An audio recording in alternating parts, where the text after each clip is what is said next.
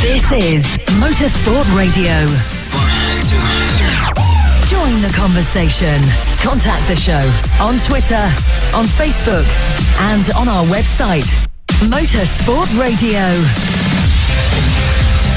Perfect every time. This is the Superbike Show. It's Motorsport Radio. Hello and good evening. My name's Lester. We've got Lewis Ray on the show tonight. Hello, Lewis. How are you? I'm very good, Lester. How are you tonight? We had a great weekend at Oulton Park, and social media, it's been nice and quiet since the weekend. Don't know what you're referring to. No idea. I'll kill you, Jay. Sorry. Yes, Jay King back on the show after birthday dinner. Yes, wife's birthday dinner. Do not forget that. Don't forget it. All good, Jay? Yeah, lovely meal. So yeah, brilliant.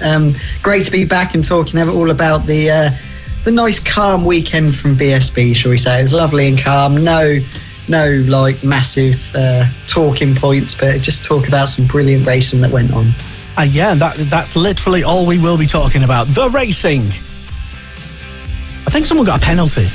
That's what I'm hearing anyway. The latest is that someone may have got a penalty. We might touch upon that a bit later on, including some apologetic videos from a Mr. Bridewell, who's now just second in the championship and just by half a point. It really could not be closer. Well, I suppose it could be. They could be joint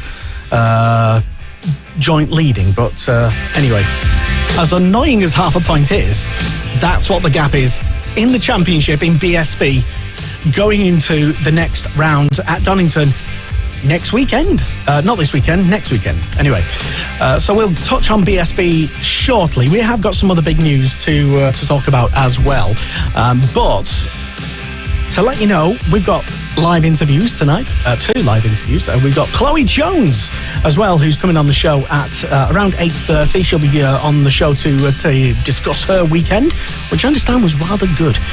Yes, one of the fastest females in the UK at the moment, Chloe Jones, here to tell us how her weekend went and how her season is going in general, really. So that'll be good. Get your questions to her and find out what she's up to next year, or for the rest of the year anyway. So Chloe Jones coming up in around 25 minutes time, and also in about an hour from now we are going to be having Mr. Christian Chamberlain and maybe Andy McEwen as well on to discuss No Limits Racing. Yes, the foremost, I'd say, premier club racing series in the UK, and it's growing every single round. They've got one more round left at Donington next month, and we'll be discussing what's been good about it. If you've not really been paying too much attention to it, well, Lewis Ray commentated on one of the rounds this year, and hopefully he'll be able to fill us in about some of the good stuff that's going on, and also Chris and Andy McEwen as well, if he turns up.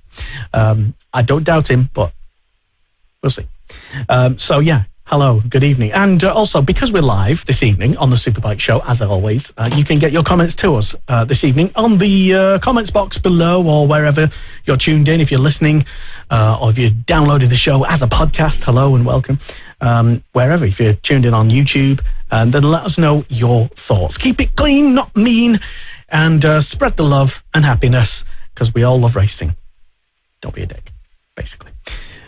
So main news, Lewis, what's been going on? So let's start off with BSB. At the weekend, it was 3 out of 3 for the PBM team. A lovely tribute from the team with a special livery this weekend after the passing of the team owner, Paul Bird. Glenn Irwin, though, leads the championship after Oulton Park by just half a point. Obviously, the half-point situation came in after Brands Hatch. It was quite annoying, but still very, very close in the championship. So the 2 PBM boys are still 1 and 2. And the PBM boys as well, they're starting to get nice and feisty in the team between Glenn Irwin and Tommy Bridewell after a safety car restart incident in race 2. Tommy Bridewell as well has been in the media spotlight and been all over social media after he issued his apology after the weekend.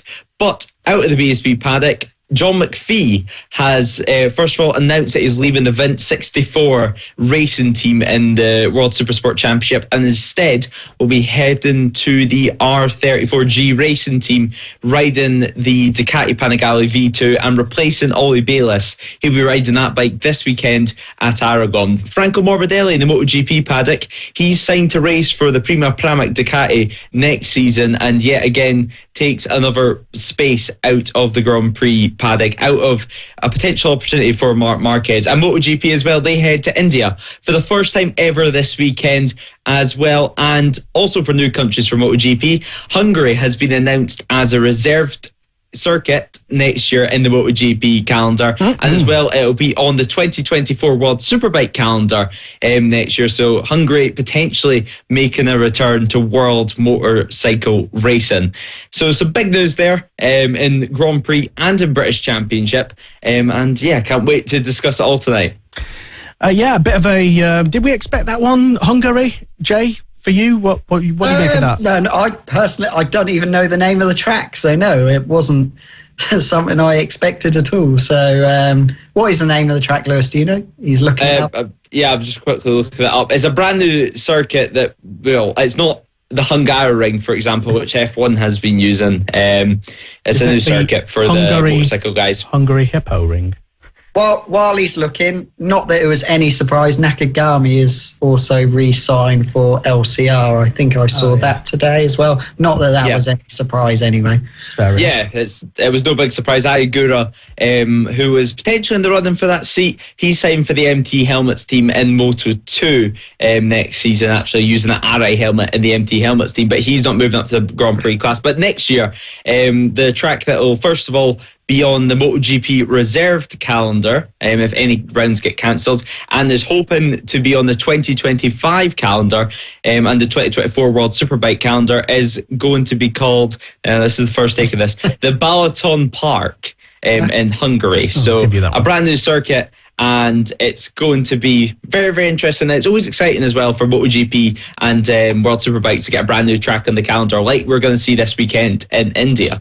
So just before we move on to talk about other things, there's been a lot made of, a lot of doom and gloom made about the upcoming Indian Grand Prix. At least we think there is going to be an Indian Grand Prix. I'm going to say there is, because why not? I'm sure the folks over there are doing the best they can with the resources that they've got. But I think a lot of the negativity coming into this weekend, Jay, has come from the media, really. Yes, it's a new place for MotoGP to go, and maybe not everything is going as smoothly as, say, when the paddock goes to, a Spanish track. But okay, yeah, so what? I think you'll find that everyone will get their visas in time, and hopefully the track will be homologated in time as well. So I actually think a lot of people have been whinging and whining over pretty much nothing. I think it's a really big round for MotoGP. Hopefully it all goes smoothly, because the Indian motorbike market outside racing is absolutely massive. I mean, if you look at India, everyone has a motorbike, whether it be a scooter or a full-size bike. So I think it's going to have a lot of interest, the race meeting. Hopefully it all goes ahead, all goes smoothly, and it will be a constant circuit on the MotoGP calendar. Certainly, I think we all agree they could probably lose a Spanish round. So I think that would probably be... how many times do they go to Spain at the moment? Is it 4? I was three at the moment. Do they go to Aragon again this season? No, there's no Aragon this season. Aragon is a reserved venue for this year, but there is talks that in next year's calendar, Aragon is coming back, and potentially we're going to have 4 Spanish rounds once again. Yeah, too many. I think if I could get rid of one, I'd get rid of Valencia. I know it's always Valencia. Lewis is going to Valencia soon. I'm going to Valencia. It's the best track I've ever been at for viewing, but I will admit it's not the best Spanish circuit in the world. You certainly wouldn't see them removing a track like Jerez anytime soon. Although the brand new curbs that they're implementing could change that because they look pretty lethal.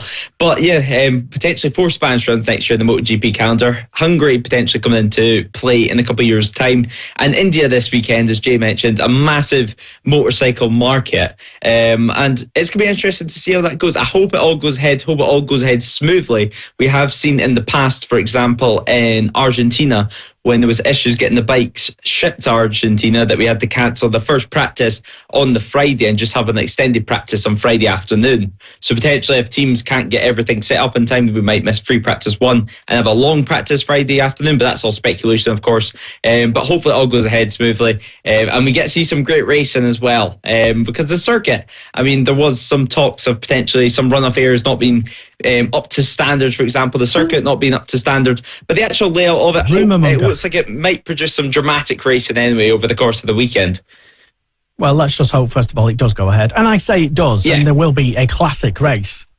Optimism here on Motorsport Radio, on the Superbike show, so that we can have some MotoGP to talk about next week, and we can talk about how smoothly it went, considering before the event we're talking about full-blown teams not being able to make it to India at the moment, and their bikes just minor being over there. Details, I'm sure. Minor details, yes. Things will, with money, they'll be put into motion and stuff like that. That's...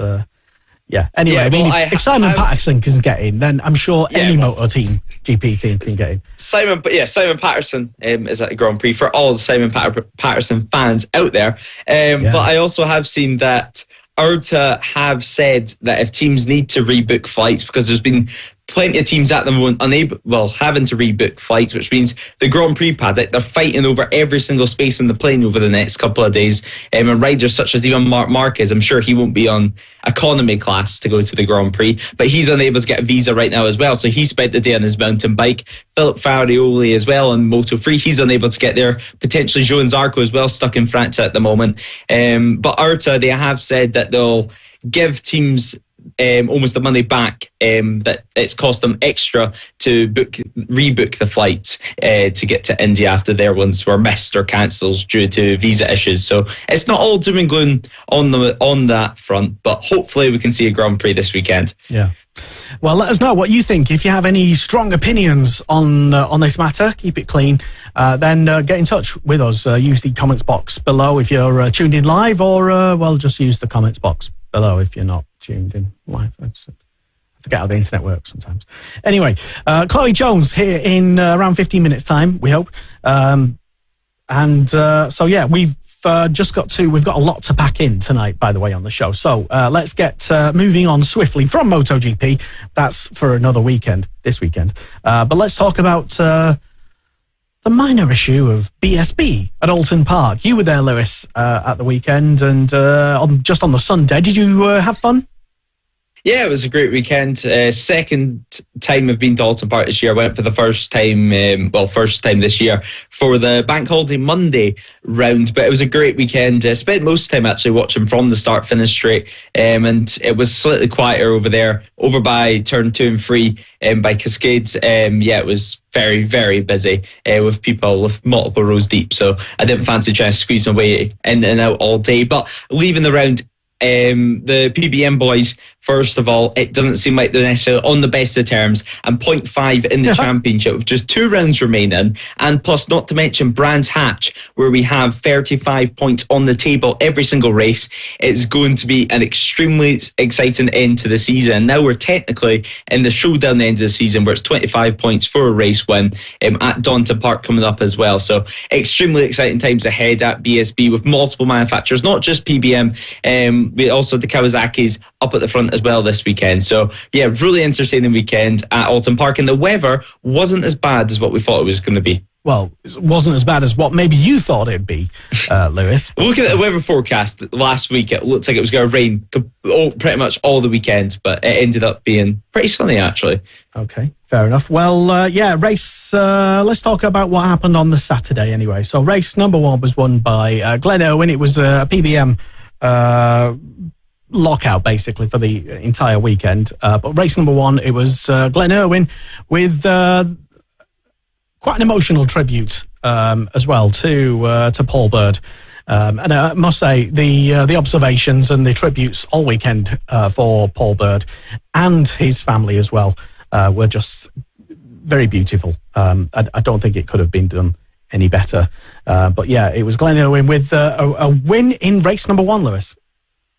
Yeah, Glenn Irwin took the race win in race number 1, and it was a great victory. It was a very close race, actually, in BSB across all 3 races. And it proved that Oulton Park is certainly one of the best venues for racing. I don't think we've seen a boring race this weekend across all the classes. So yeah, really entertaining stuff. A lot of overtaking opportunities. And Glenn Irwin, really emotional. We did see before the weekend that there was going to be no champagne, nothing in the sprint race, but they ended up celebrating in fine fashion, like they should have, like Paul Bird would have wanted. It doesn't seem great for Glenn Irwin. Yeah, I mean, to celebrate such a giant of motor racing in this country. I think it was just a nice way of for the team anyway, just continuing business really in race number 1. But yeah, it was really nice, and you could sense in the crowd as well that people's thoughts were looking at Paul Bird, especially a lot of people getting the privilege to see some of his beautiful bikes that were on display in pit lane. As a tribute. So that was fantastic to see. And everyone going out onto the grid on the Saturday, again, just to pay further respect to Paul Bird, the team, and his achievements. Beautiful mark of respect from everybody at BSB. Jay, your thoughts on race number 1 at BSB on Saturday? Yeah, very close. I think Tommy Bridewell probably had the pace to win, but Glenn kind of backed everyone up a little bit and rode a really good race. And Tommy I think it was the last lap or a couple of laps from the end, made that mistake going into the chicane. Yeah, he almost took him out, didn't he? Yeah, he very close to taking Glenn out, which maybe might happen in these last 2 rounds. Hopefully not. But yeah, really, really close, and he went straight on, and I think he landed up coming about 5th or 6th place in the end. So Glenn, a brilliant race by Glenn. He led pretty much from the go, and yeah, brilliant race. And yeah, I think that was the start of the weekend for Tommy. That was like, he was getting after that started him getting wound up, and then obviously we'll talk about race 2 in a bit, and then it just got worse and worse and worse until the last race where he eventually did win. But I think that mistake he made going into that chicane kind of started a bit of a snowball effect for Tommy after that. Yeah, he was. I remember him being quite upset on the Saturday, and so much has happened since. I've actually forgotten what he was upset about, and he was it after qualifying, Lewis? I can't quite remember. Yeah, I believe so. And then obviously in race 1 they made that mistake. Race 2, like Jay said, it was basically a snowball effect, and it seemed like his headspace wasn't really in the right place throughout the whole weekend. It seemed that Glenn was slightly calmer, and he was able to take advantage of that. It's almost like, he was winding himself up, first of all, with that mistake in race 1 as well, and then qualifying, he was a little bit frustrated as well with himself, it seemed. It's like you say, did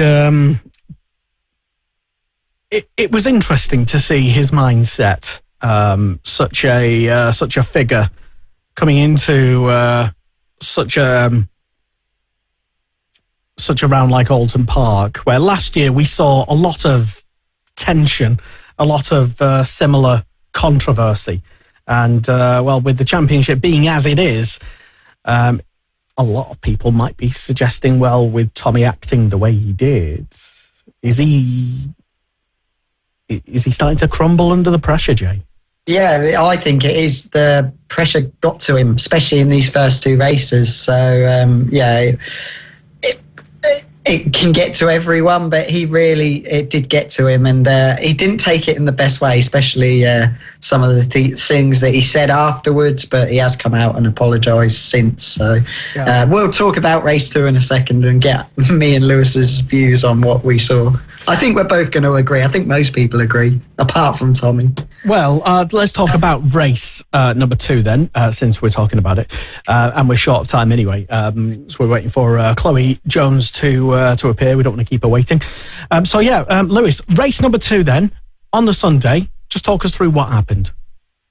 Yeah, race number 2, it was once again a close race, and actually the PBM boys started to bridge out a gap, but late on in the race we had a crash from Storm Stacey, and his bike was in a dangerous place on the circuit, so marshals obviously had to come onto the circuit to retreat, had to come next to the circuit, a very, very quick part of the track, to come and retrieve his bike. So they threw out a safety car. Obviously BSB, one of the few motorcycle racing championships in the world that we use safety cars, but for occasions like this, but there's only a couple of laps remaining when the safety car lights went out, so the safety car sped off to go into the pits, and then Glenn Irwin and Tommy Bridewell and basically the whole field actually were starting to slow down, because Bridewell at the front of the field had control of the pace, so he had to let the safety car get away before he went, because obviously if you overtake the safety car before it goes in the pits, you get a penalty at the end of the race. So Tommy Bridewell, it looked like he went as he was powering towards Lodge Corner, the final corner on the circuit, and then as he got to Lodge, he went on the brakes and must have went down to like 20 mile per hour, and everyone else behind him thought he went. So we're pretty much getting ready into race restart mode, and then suddenly there was 4 or 5 bikes in front of them doing 20 mile an hour, because Bridewell was doing it at the front. Everyone had to take avoiding action. We were very, very lucky for no one to fall off and hit into each other there. We had Kyle Ride, and especially actually Ryan Vickers, who had to avoid, I think, Lee Jackson, and then he had to almost go over the curb to go on the inside of everyone else and overtake and almost hit the front of the field. Overtake under safety car, I guess you could say, but obviously he didn't get a penalty because it seemed to be Bridewell's fault, and Stuart Higgs and the whole race control thought it was his fault and gave him a long lap penalty, but that was on the final lap of the race that he received it, and I don't know if he didn't see it or if he didn't want to take it, and because of that he got given a 3-second time penalty, dropping him down to 6th position, which then meant on the cooldown lap there was some interesting gestures made to some people, including race control. He stuck his middle finger up at race control. Yes. Which, by his own admission, was a stupid thing to do. And, you're both racers. Well, one's a retired racer. Retired, yeah. And it's not the one you think. It's actually Lewis who's the retired racer. You've both raced anyway, and you've both been, I guess, because I guess it's a sort of kind of a road rage, really. If things don't go the way you want, you can get a bit upset. I know, Jay, you're very passionate and emotional when you're on your pit bike racing at Fab. Do you have sympathy for Tommy Bridewell in that position? I don't think it's just bike racing. I think it's any sport you do. If you're very passionate and you want to win, then sometimes you will do anything to get that win. But I personally think Tommy was trying to get... He knew Glenn was going to be there after that pace car, and he wanted to try and get any sort of gap possible. And it was the total wrong way of doing it. I mean, you shouldn't be doing things like that. If he had just been going slow all the way up to that corner and then just went, then that's fine, because he would have never sped up. So all those guys would have been sitting at that speed, and then he would have gone then. But because he went... that was it. He was gone then, because the pace car had got a nice gap. He could have easily got to race speed, crossed the line. They wouldn't have caught it back up. But because he went, stopped, and then everyone was like, what the hell are you doing? It weren't like he just come to a gradual stop. He literally put the anchors on, and it could have been a catastrophic accident. There could have been so many riders on the floor, and I think it was just a moment of madness from Tommy Bridewell. He was trying to find any sort of gap or advantage he could get to get on Glenn, and I think the combination of whatever happened in qualifying and him running on in the first race, I think it all just came to the fore, and he thought, right, I'm going to do this. This is going to be a way I can get a little advantage. And there were people online saying, they agree with Tommy that he shouldn't have got a penalty. At the end of the day, he had control. He had control, but you don't pretty much come to a stop in the middle of a live racetrack. So Yeah, that's my opinion. I totally agree with the penalty. And I'm surprised, because it was surprising, like Glenn said in the interview after the race, he was like, oh, no, Tommy deserved to win that. He had the pace. He deserved to win it.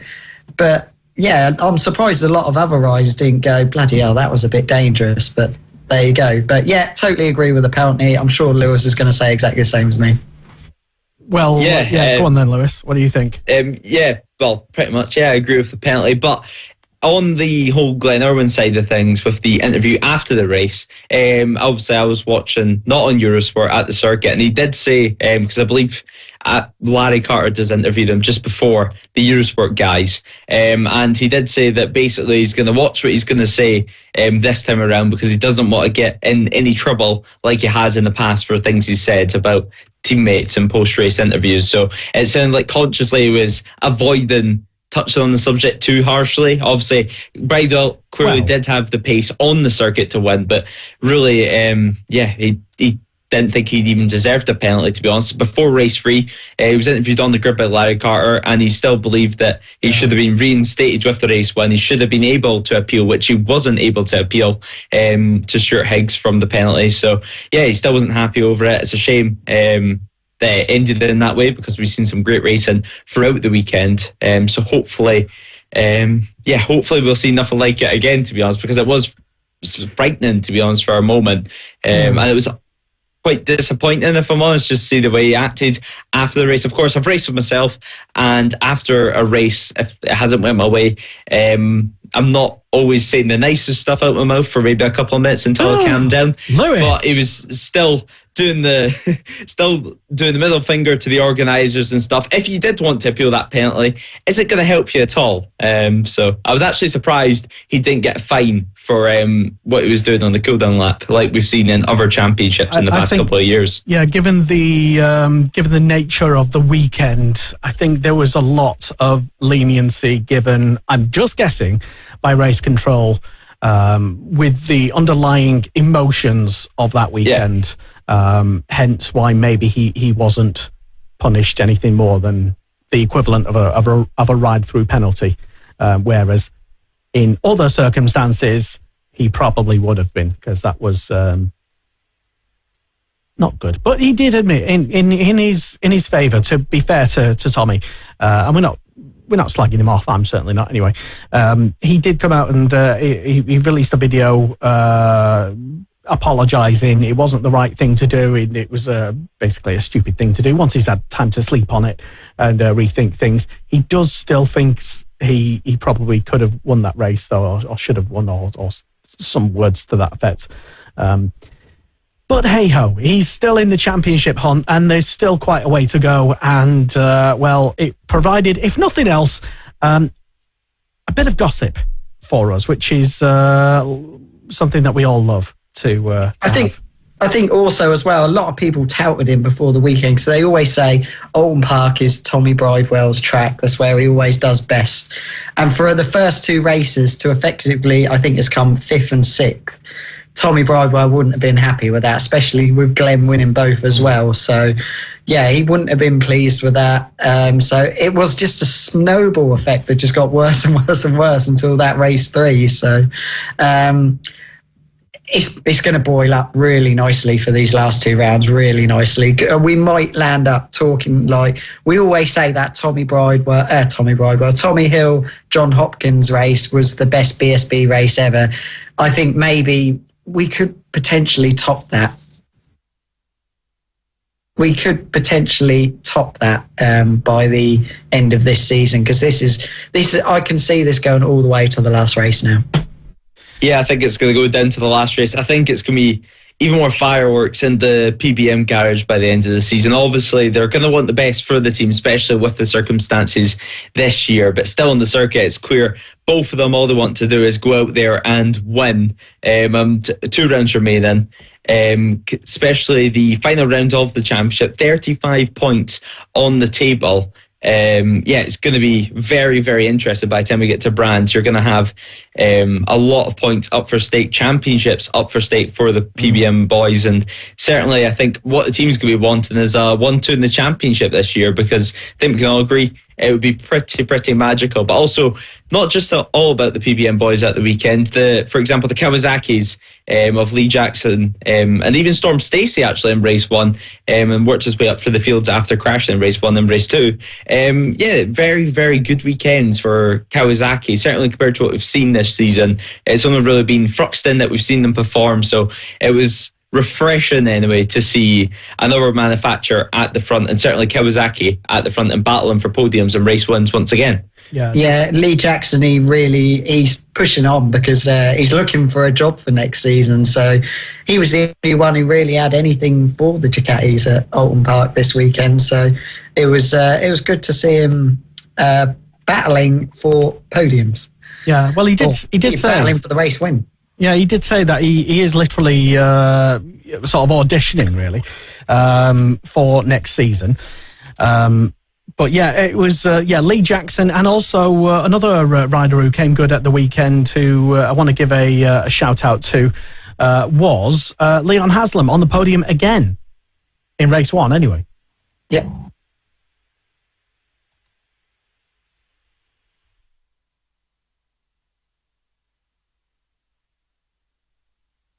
He's been impressive. Josh Brooks had a pretty good start to the season, but has fell away throughout the season. So yeah, Haslam's still showing, even on his private bike, that he can still do it. Well, I'm pleased to be able to welcome our first guest onto the show here on the Superbike show on Motorsport Radio. It's Chloe. Chloe, are you able to just turn your camera sideways? Sorry for messing you about. So you're getting it all. There you go. That's perfect now.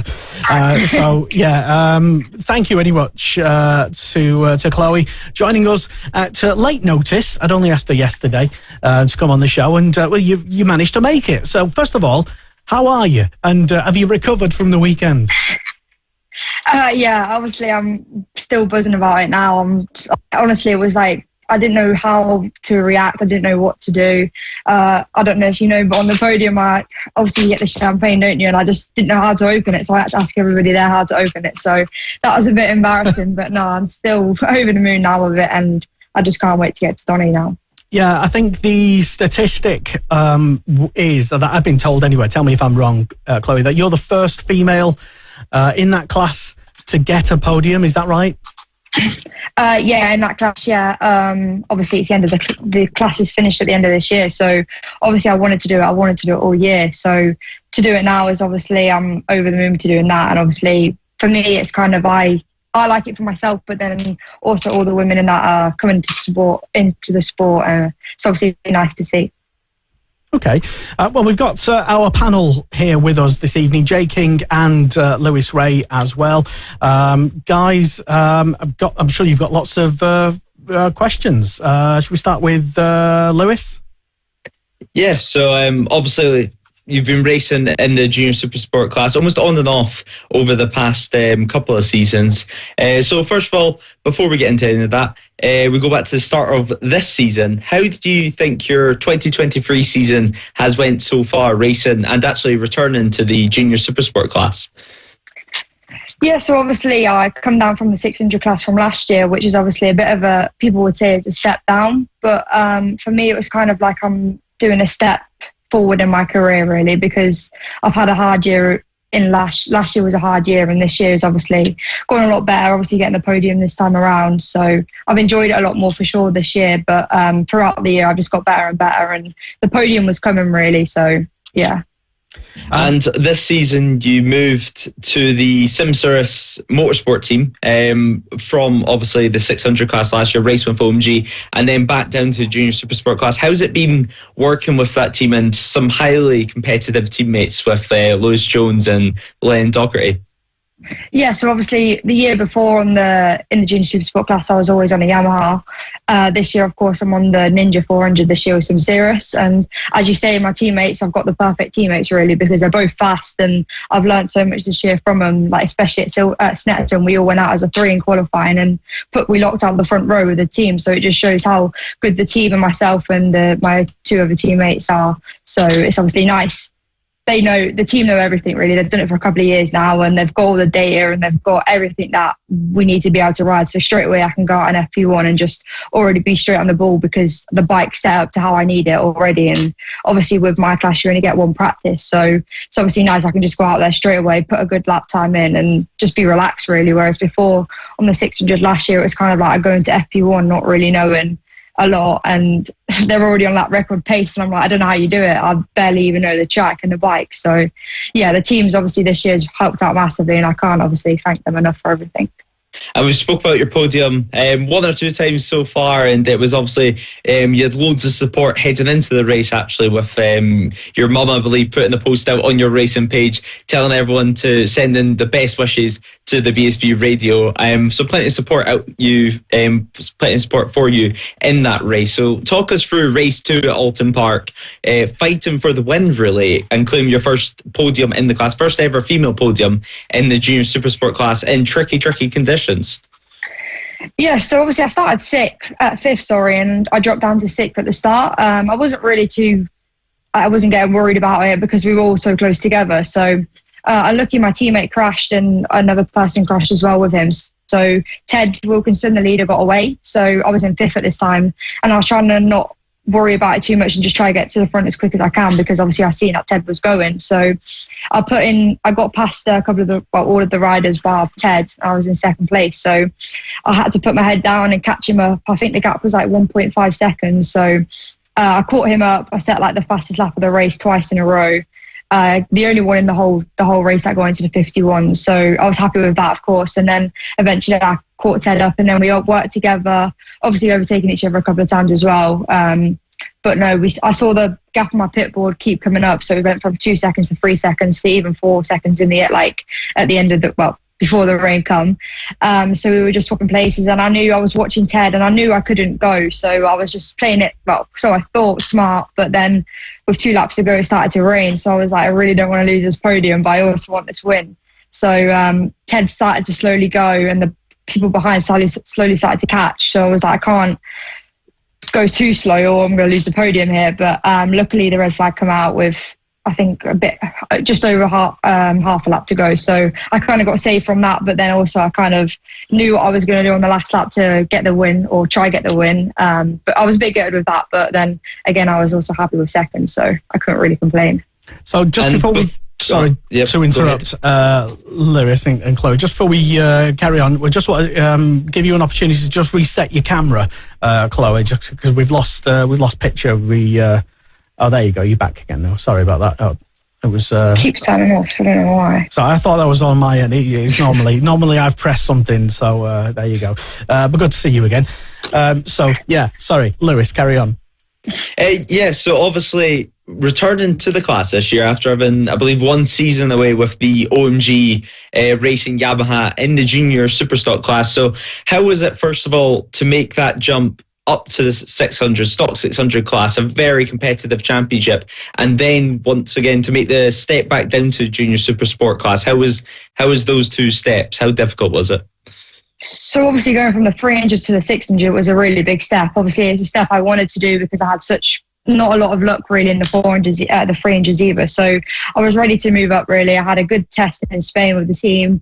The first round was good. I got 18th in my first race, so pretty much at the point. So I was happy with that. And then just from there, really it went downhill. I lost all my confidence. I wasn't really enjoying it.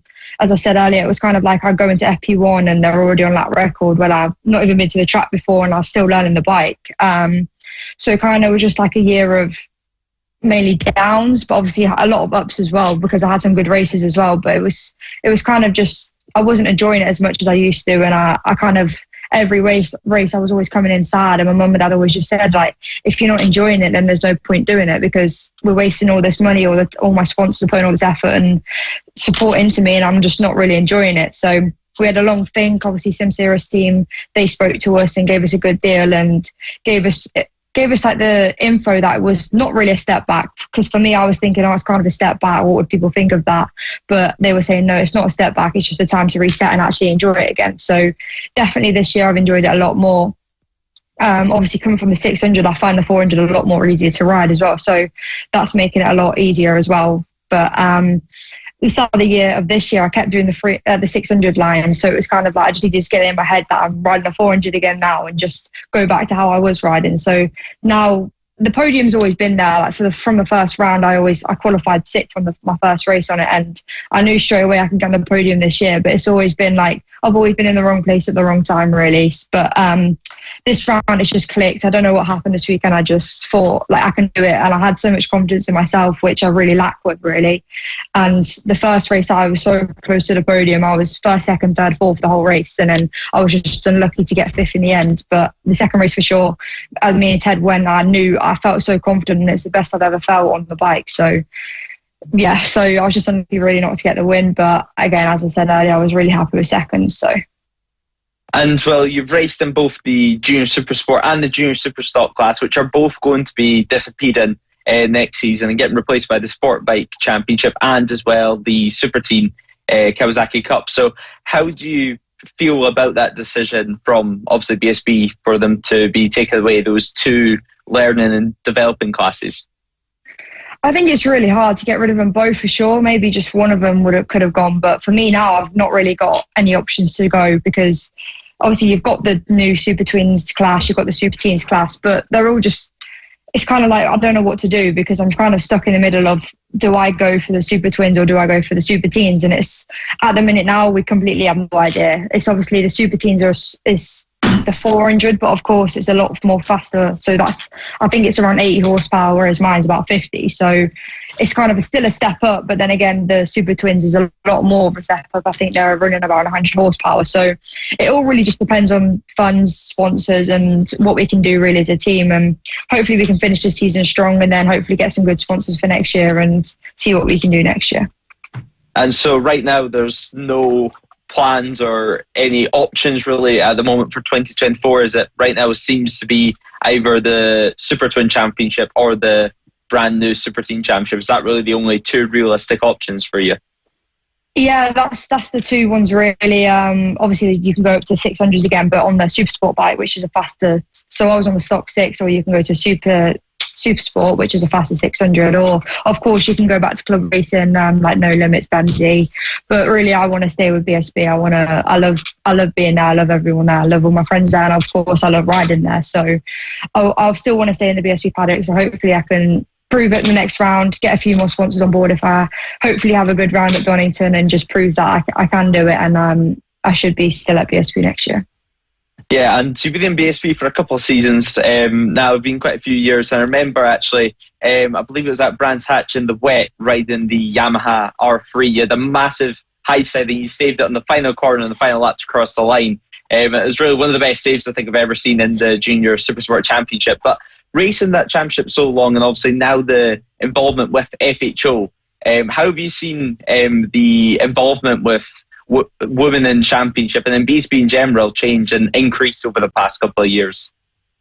It's massive now. It's a lot more. There's a lot more women in the sport now. So, for example, when I first started, when I did that high side and saved it, there was only me in the class. Whereas now I think there's like 6, 7 of us. So obviously it's nice to see, and it's nice to see more people coming up through the sport as well. Like I see a lot more girls on the mini bikes as well. And it's for me, it's kind of like, I've had a couple of them message me as well and say that like I've inspired them to do it.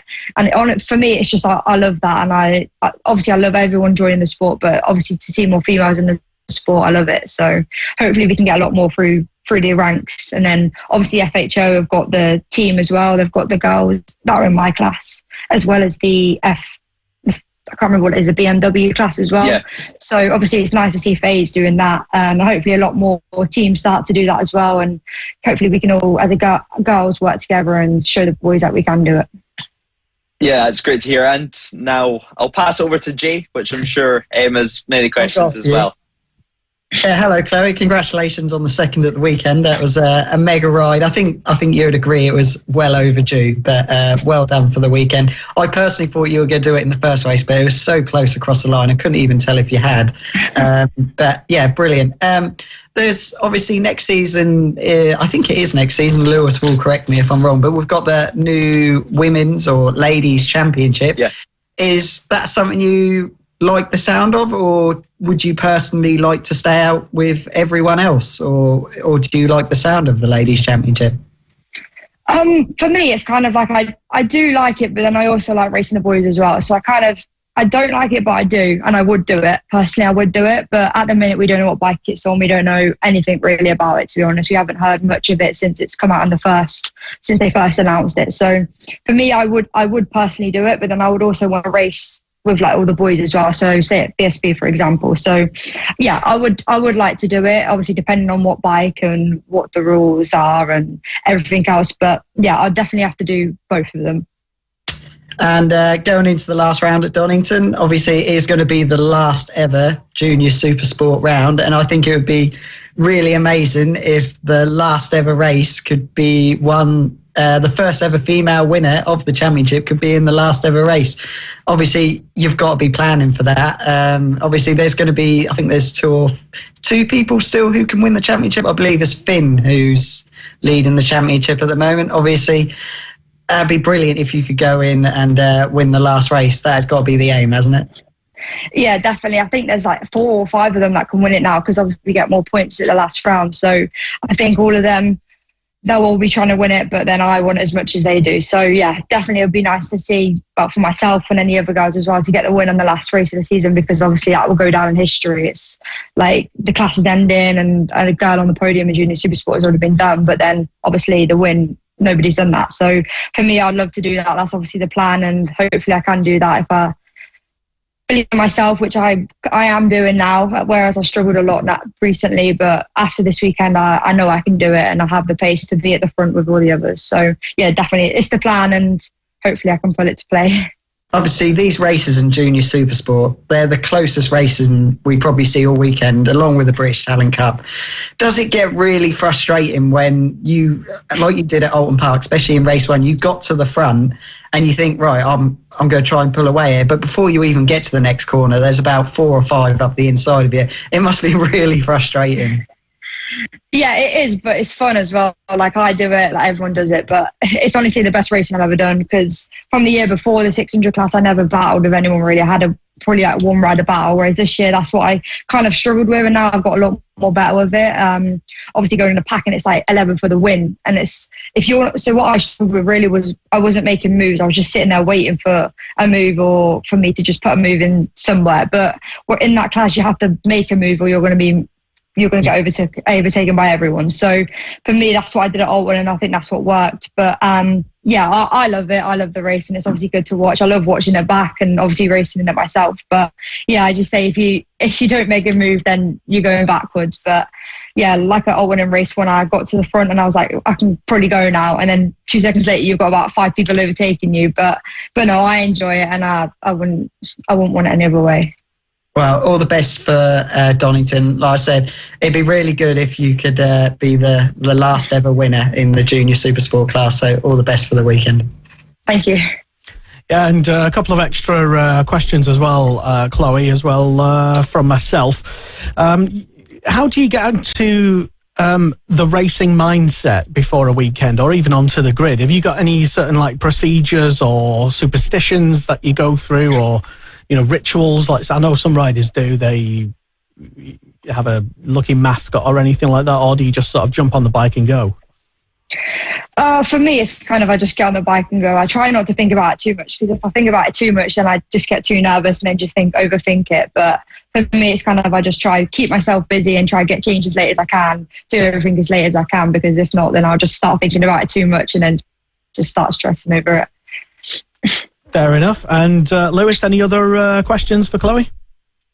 Yeah, one final question for me. It's actually relating as well with Oulton Park. Obviously, the second time this season, actually, that the Junior Supersport class will be racing at Donington, with racing at the World Superbike round just a couple of months ago in July. So how much can you use almost from that World Supersport experience, I guess you could say, that round at the World Superbike as a support class? So what can you take from that round to this round at BSB? And first of all, how is Donington as a track been for you in the past?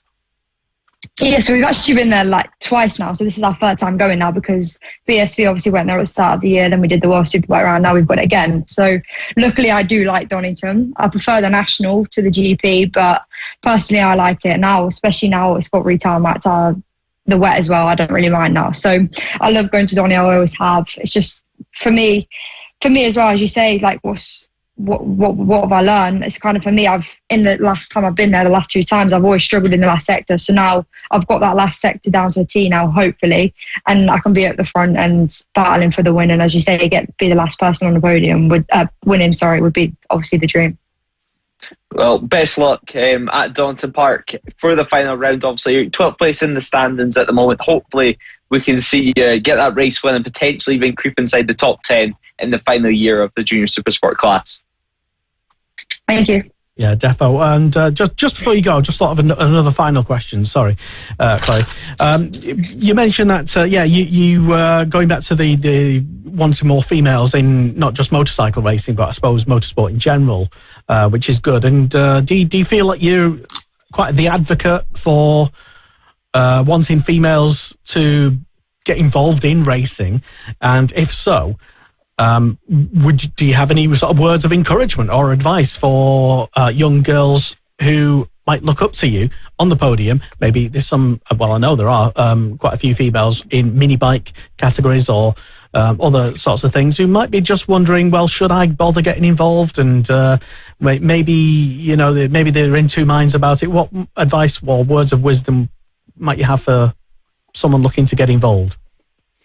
Yeah, as you say, I love the female riders. I love them all. Most of them come up to me, to be fair, and text me, and they all ask me really, and I always give them advice, no matter if it's a boy or girl. I love it either way. But for me, it was kind of, in my mini bike days, for sure, it was kind of like, it was just dominated by men, and it was kind of like, they don't want you there. They don't want to get by you. That's for sure. Like, you come in. For me, I had it a lot.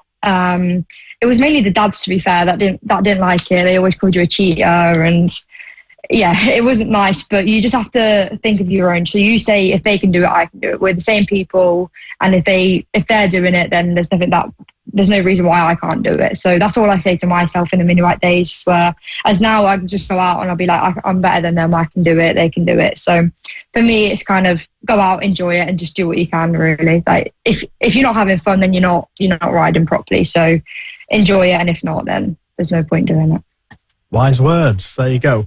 Chloe, all the very best. Congratulations on your achievements at the weekend, and all the very best for the very final ever round in the class, and wherever we see you racing next year, best of luck, and we'd love to welcome you back on to the Superbike show to keep us up to date with what you're doing, and maybe after your first podium next season.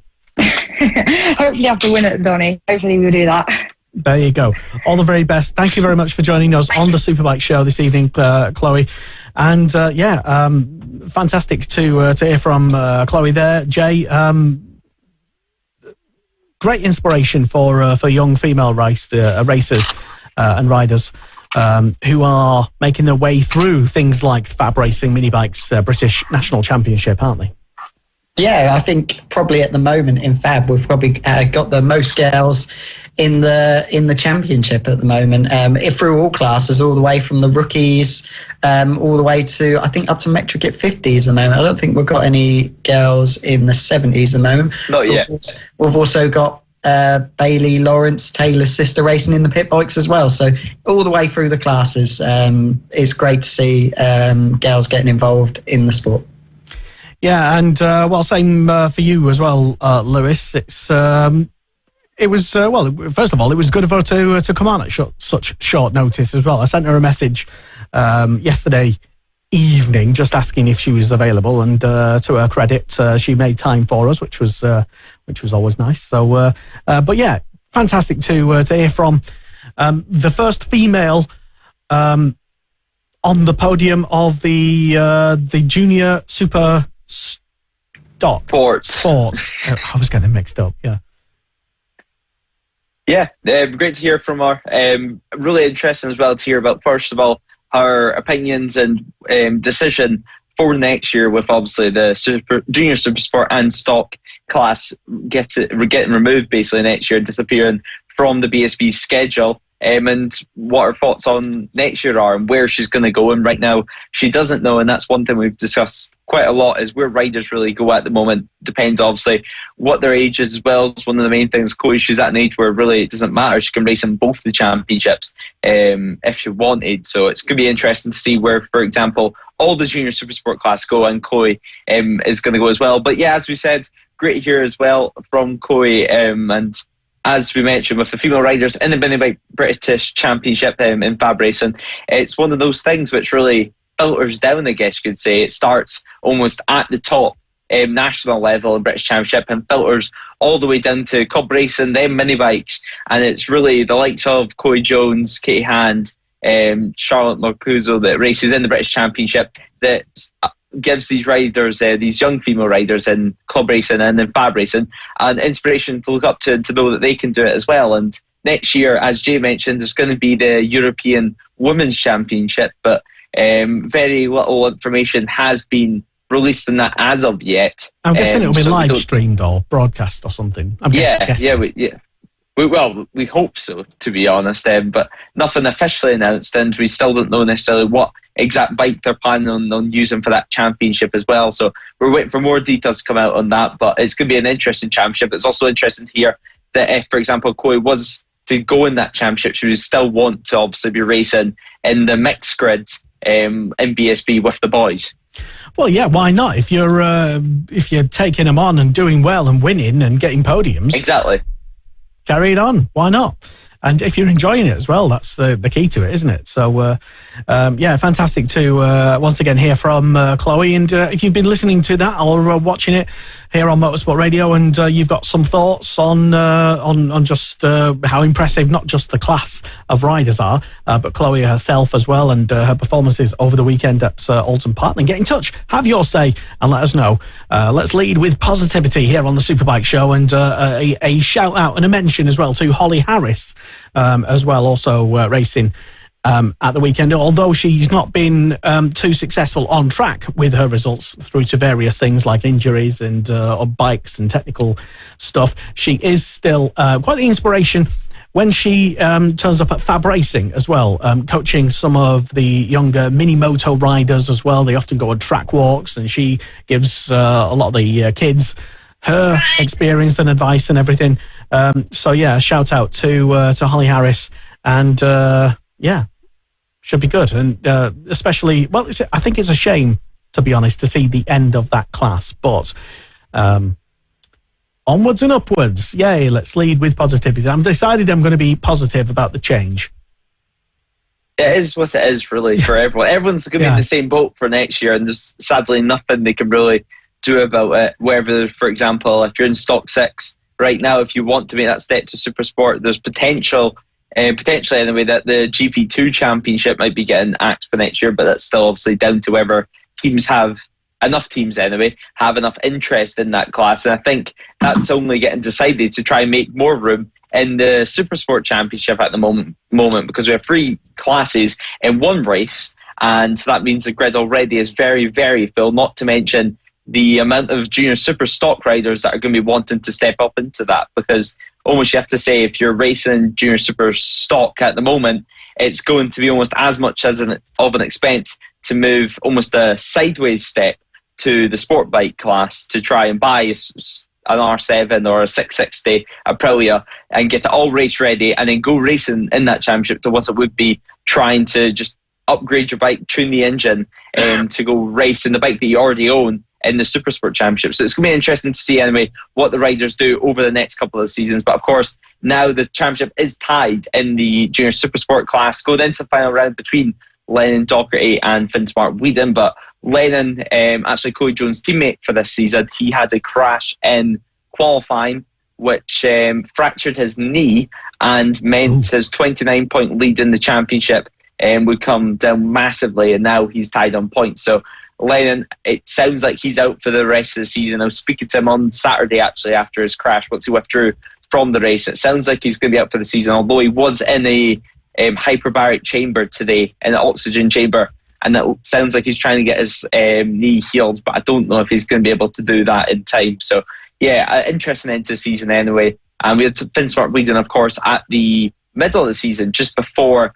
the World Superbike round for the Junior Supersport class. So Finn Spark-Whedon still battling for the championship, Jay.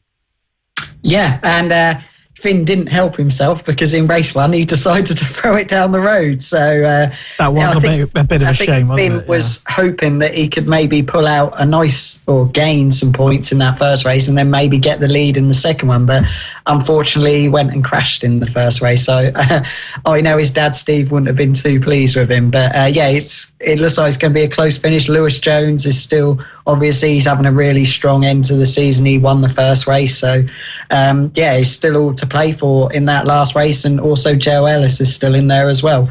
Talking about the 300s or 400s, so we say, and then obviously going to the R7, I believe Jacob Stevenson was testing the new R7 at Oulton Park. A couple of people were actually. First time we saw it out on track at Oulton Park.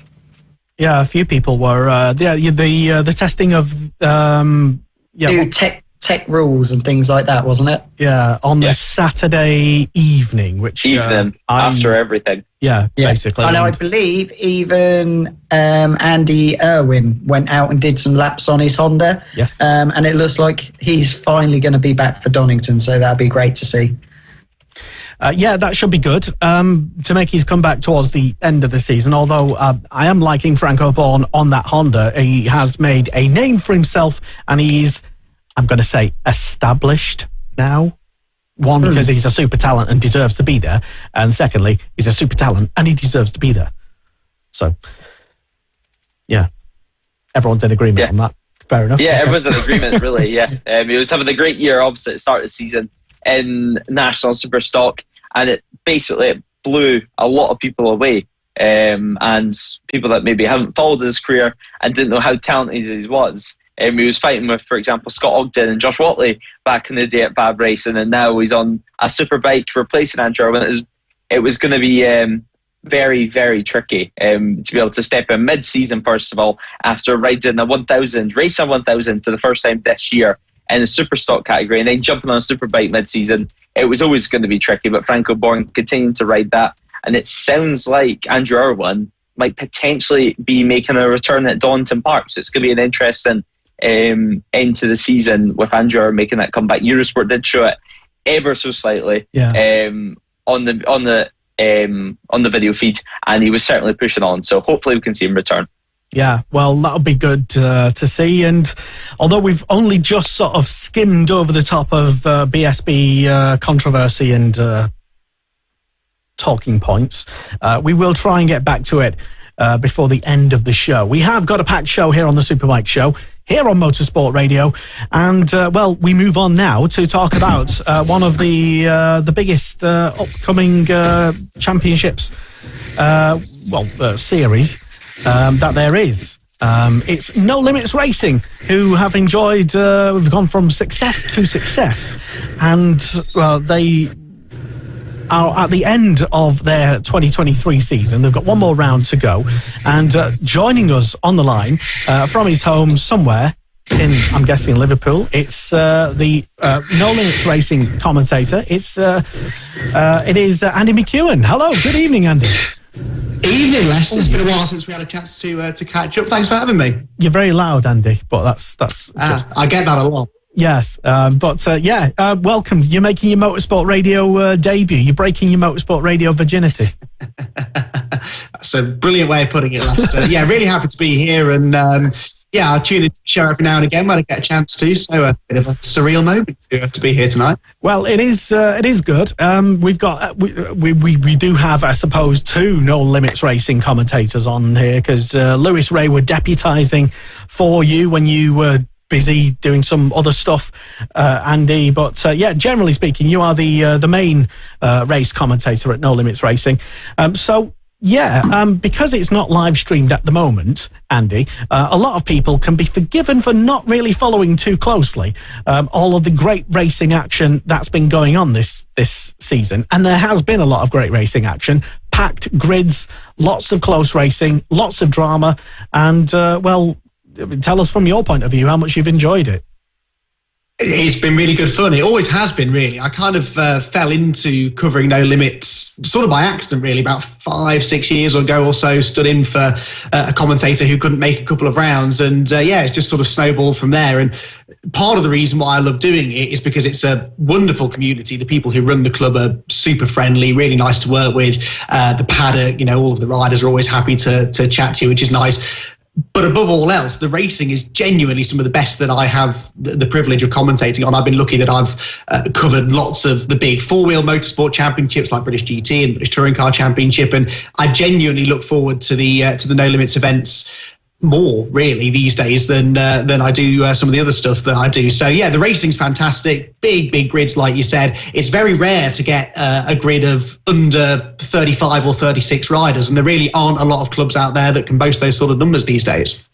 And a lot of people who, again, I'm talking to the people who, again, might not be closely following No Limits this year, but there are a lot of BSB talents, people looking to get into BSB, people, you've got a real sort of almost like a halfway house between BSB stars who just kind of going out for a bit of fun on a weekend, and people starting their racing careers, coming through the club racing level up to No Limits racing, and just before they're getting into BSB. So you've got a real sort of mishmash of experience on those grids, especially in the endurance as well, where you've got a lot of mayhem going on, let's say.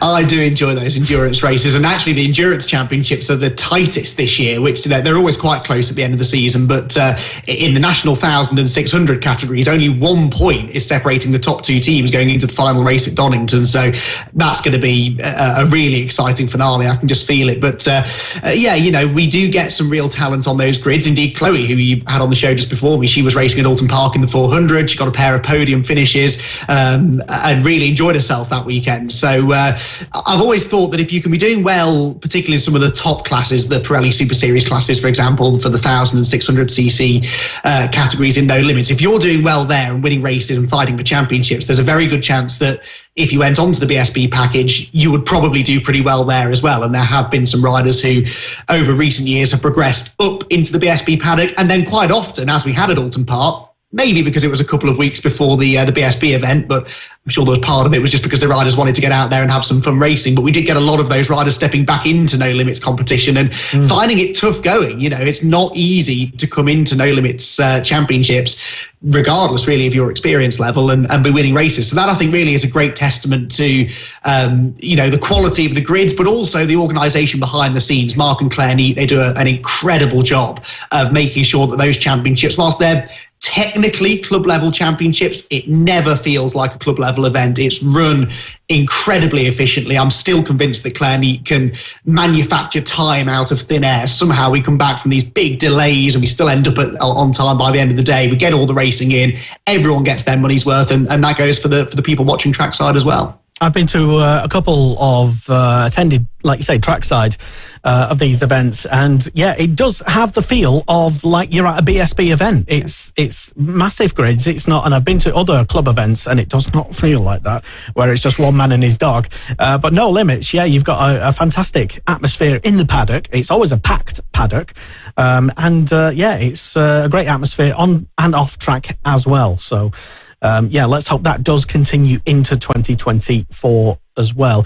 Now, Lewis, you have had the pleasure of commentating at No Limits for Donington, I think, round this year, early in the season, and I suppose you and Andy are better placed to talk about it than I am, because I've not commentated on it.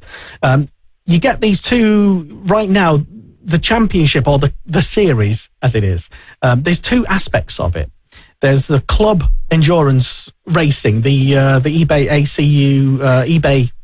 ACU. I always forget it's always a bit of a tongue twister.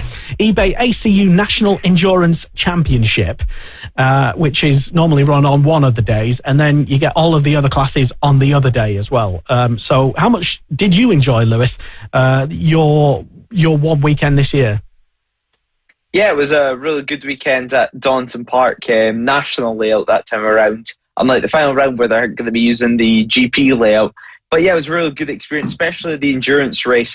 Very, very dramatic, and ended with a red flag, I believe, after the FS3 team had their fall as well. They weren't moving under the red flag, so they scored 0 points, and now they're second place in the championship, 1 point away heading into the final round. So it's really all to play for. But it was a really, really good experience. I was surprised myself. Obviously, I've been involved in club racing for many, many years up in Scotland, but the grid numbers at No Limits, it goes from in Scotland where we class 20 bikes as a massive field to then at No Limits we're having over 30 bikes in the majority of classes, to be honest, and especially in the endurance race. There must be over 100 riders riding in that class for the weekend. So yeah, extremely dramatic stuff. And as well, and for No Limits, they've had the Super Twin class like many club championships have had for the past couple of seasons. And next year the BSB guys are going to be using the Sportbike Cup, which is going to be pretty much a Super Twin championship, maybe not as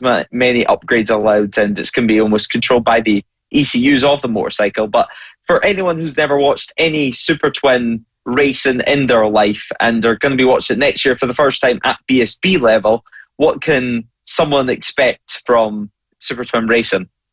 Lots of excitement, I would say. The Super Twin Championship, it's strange because it's actually been wrapped up already. Lewis Arrowsmith won the championship last time out at Oulton Park, but he and Matt Late have put on probably some of the closest racing all season long within No Limits. Arrowsmith's won almost every race, but almost always with Matt Late right on his rear wheel at the flag, multiple changes of lead. The bikes are clearly so evenly matched, and you can only expect that at BSB level, where you're going to have far more competitive teams and competitive riders, that you're going to get that kind of slipstreaming racing side by side at pretty much every round. So I've had a taste of that maybe over the last few years, but I'm really interested to see what it's like on a national level for sure. And also a class that, was quite an eye-opener for me anyway. It was something that I've never seen done actually anywhere else, and that was the GB Racing UK Armed Forces Inter-Service Championship. So for anyone who's never watched their listen to No Limits online on TSL Timing, why don't you tell us exactly what that championship is and why it's so special and so unique to No Limits? It's a fantastic concept, isn't it? It's basically an opportunity for either ex or current servicemen and women to get out on track and represent their arm of the armed service, if you like. So you've got the RAF, the Army and the Royal National Navy and Marines represented on there. There's an individual riders championship. I'll be honest, I don't understand how the point system works. I don't think anyone really understands how the point system works. It's all a bit complicated. There are bonus points here, there and everywhere, but it is David Langley who's narrowly ahead of Paul Cunvin, 12 points between them in the Riders' Championship. But then perhaps really the main point of it is this inter-service championship where the RAF have been kind of dominant this year. They've been outnumbered by the Army Riders a bit, but it is the RAF who are on top in the points. They'll be going into Donington Park, I'm sure, hoping to try and win. But that championship in particular is where you really feel that sense of community the most. It makes sense, right? Because that's a big part of being a part of the armed forces. It's a big family. Everyone's there to support each other, and you really see that ethos sort of translated into the racing as well. And then a lot of the teams and riders will go out and race in the endurance race as well on the same weekends. In fact, the British Army team have already sewn up their class championship within the club, I think it's Club 1000 championship that they've wrapped up. So there are some really quick riders representing those teams, and just a fantastic initiative, and like you say, something that really is unique to No Limits Racing. And as well, No Limits now, you would have to say it's really the pinnacle of club racing in the UK. Obviously, we've seen other championships such as Thundersport, which sadly no longer exists and is no longer racing this year. So how have you seen the grid numbers change from, for example, last season to this season with the loss of the Thundersport Championship? There's definitely been an increase in some of the classes. The CB500s particularly, they have benefited, no doubt about it. It was always a well-subscribed grid, but whereas they used to run as a class alongside some of the other perhaps less well-supported classes, the CB500s now have a grid all of their own. They've had 40 riders out on track for some of the rounds earlier this season, so that's made a bit of a difference. But actually, do you know what? It's not been as noticeable as some people thought, and that's because No Limits was already so popular. It was already oversubscribed in some of the classes, really. So, yes, there have been a few riders, I'm sure, who have been looking for a new home and somewhere new to race in, but actually, by and large, it's been doing pretty well for itself all along, to be perfectly honest. And, we welcome those new riders in, and I'm sure there will be lots of new riders coming in through 2024 as well, maybe riders who have to change their plans last minute for this year. But yeah, big grids, that's kind of been the norm for a while now. Yeah, big grids and a lot of different levels in the classes. Of course, some people just starting out the racing career, some riders either racing in BSB or you have to say ready to make the step up to BSB. So who, if anyone, if you can pinpoint anyone, who would you say from No Limits at the moment really has the talent in your eyes that could or should be making the step up to BSB in the future? Well, that's a tough one. I mean, you have to immediately look towards the Pirelli Super Series Championships. Like I said, that's the pinnacle of No Limits racing. So the structure, for those at home who perhaps aren't familiar with how it works, there are typically newcomer, cup, and then Super Series categories within No Limits for both 600 and 1000cc riders. So generally, you come into the newcomers class, do a season or two there, move up to cup, that's kind of the intermediate level, and then you move into your Super Series class. Once you're doing well there, you're ready to make that leap up. So the top two within the Pirelli Super Series category, I think they have had a presence on the BSB package to some extent in the past, but Callum Grigor and Max Lofthouse, they have been involved in a ding-dong battle all season long. There are 27 points between them going into the final round at Donington Park, and it's been a while actually since we had the Super Series Championship decided at the final round. Quite often there's one rider who's just consistently plugged away, won lots of races and pulled clear, but Callum and Max have been locked together all season long, and that's for sure going to be one of the highlights of Donington Park. They are two supremely talented riders, no doubt about it. And then within the 600s, Barry Burrell, who's been around for, I feel like, quite a while. He's certainly been competing in No Limits for as long as I've been involved with the club. He's finally now managed to win the Pirelli Super Series category, wrapped it up last time at Oulton Park, and he's looked like a different rider this year, really. He's been winning races a lot, but then he seems to have this mindset where he knows if he can't win, bank a podium. If it can't be a podium, get a top six. We had a lot of really quick riders came in to guest at Oulton Park, and he took the fight straight to them. So those are the kind of riders you're looking at to move up. And that's why really No Limits is a great breeding ground for this talent. And I'm sure a lot of the bigger teams who are involved in BSB level racing, if they're not already, they should definitely be keeping an eye on No Limits, because that's where the talent's going to be found. And well, at the start of the show, whenever we introduce yourself, you've commentated on quite a lot of championships, a lot of car racing, and of course No Limits, some bike racing as well. So why is it that you almost look forward to No Limits more than, for example, some of the car racing which you've commentated on in the past? What is it about No Limits and bike racing that draws you to it?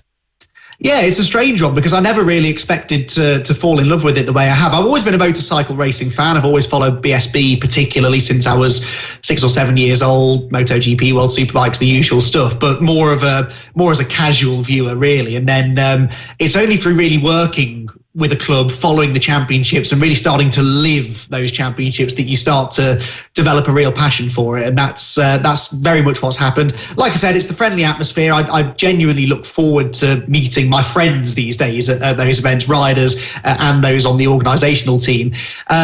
But there's something about motorbike racing, and I realise everyone here is fully aware of how exciting motorcycle racing is. I'm sure most of the viewers are as well. But for me, coming from a car racing world over to motorbikes, the differences are huge. Everything happens so quickly in motorcycle racing. In car racing, you follow a battle and, two cars might follow each other around for 15, 20 minutes. And it's exciting, don't get me wrong, but they're not constantly overtaking each other. You don't get the feeling that an overtake could happen at any corner, at any moment, but you really do with motorbike racing. And there are tracks such as Oulton Park, Cadwell Park. They're not known for producing great car racing, and yet they're classics on any motorbike racing calendar. So, the racing is ultimately what it boils down to. It genuinely is exciting. And it's making me wonder whether maybe a career in motorcycle racing might be for me.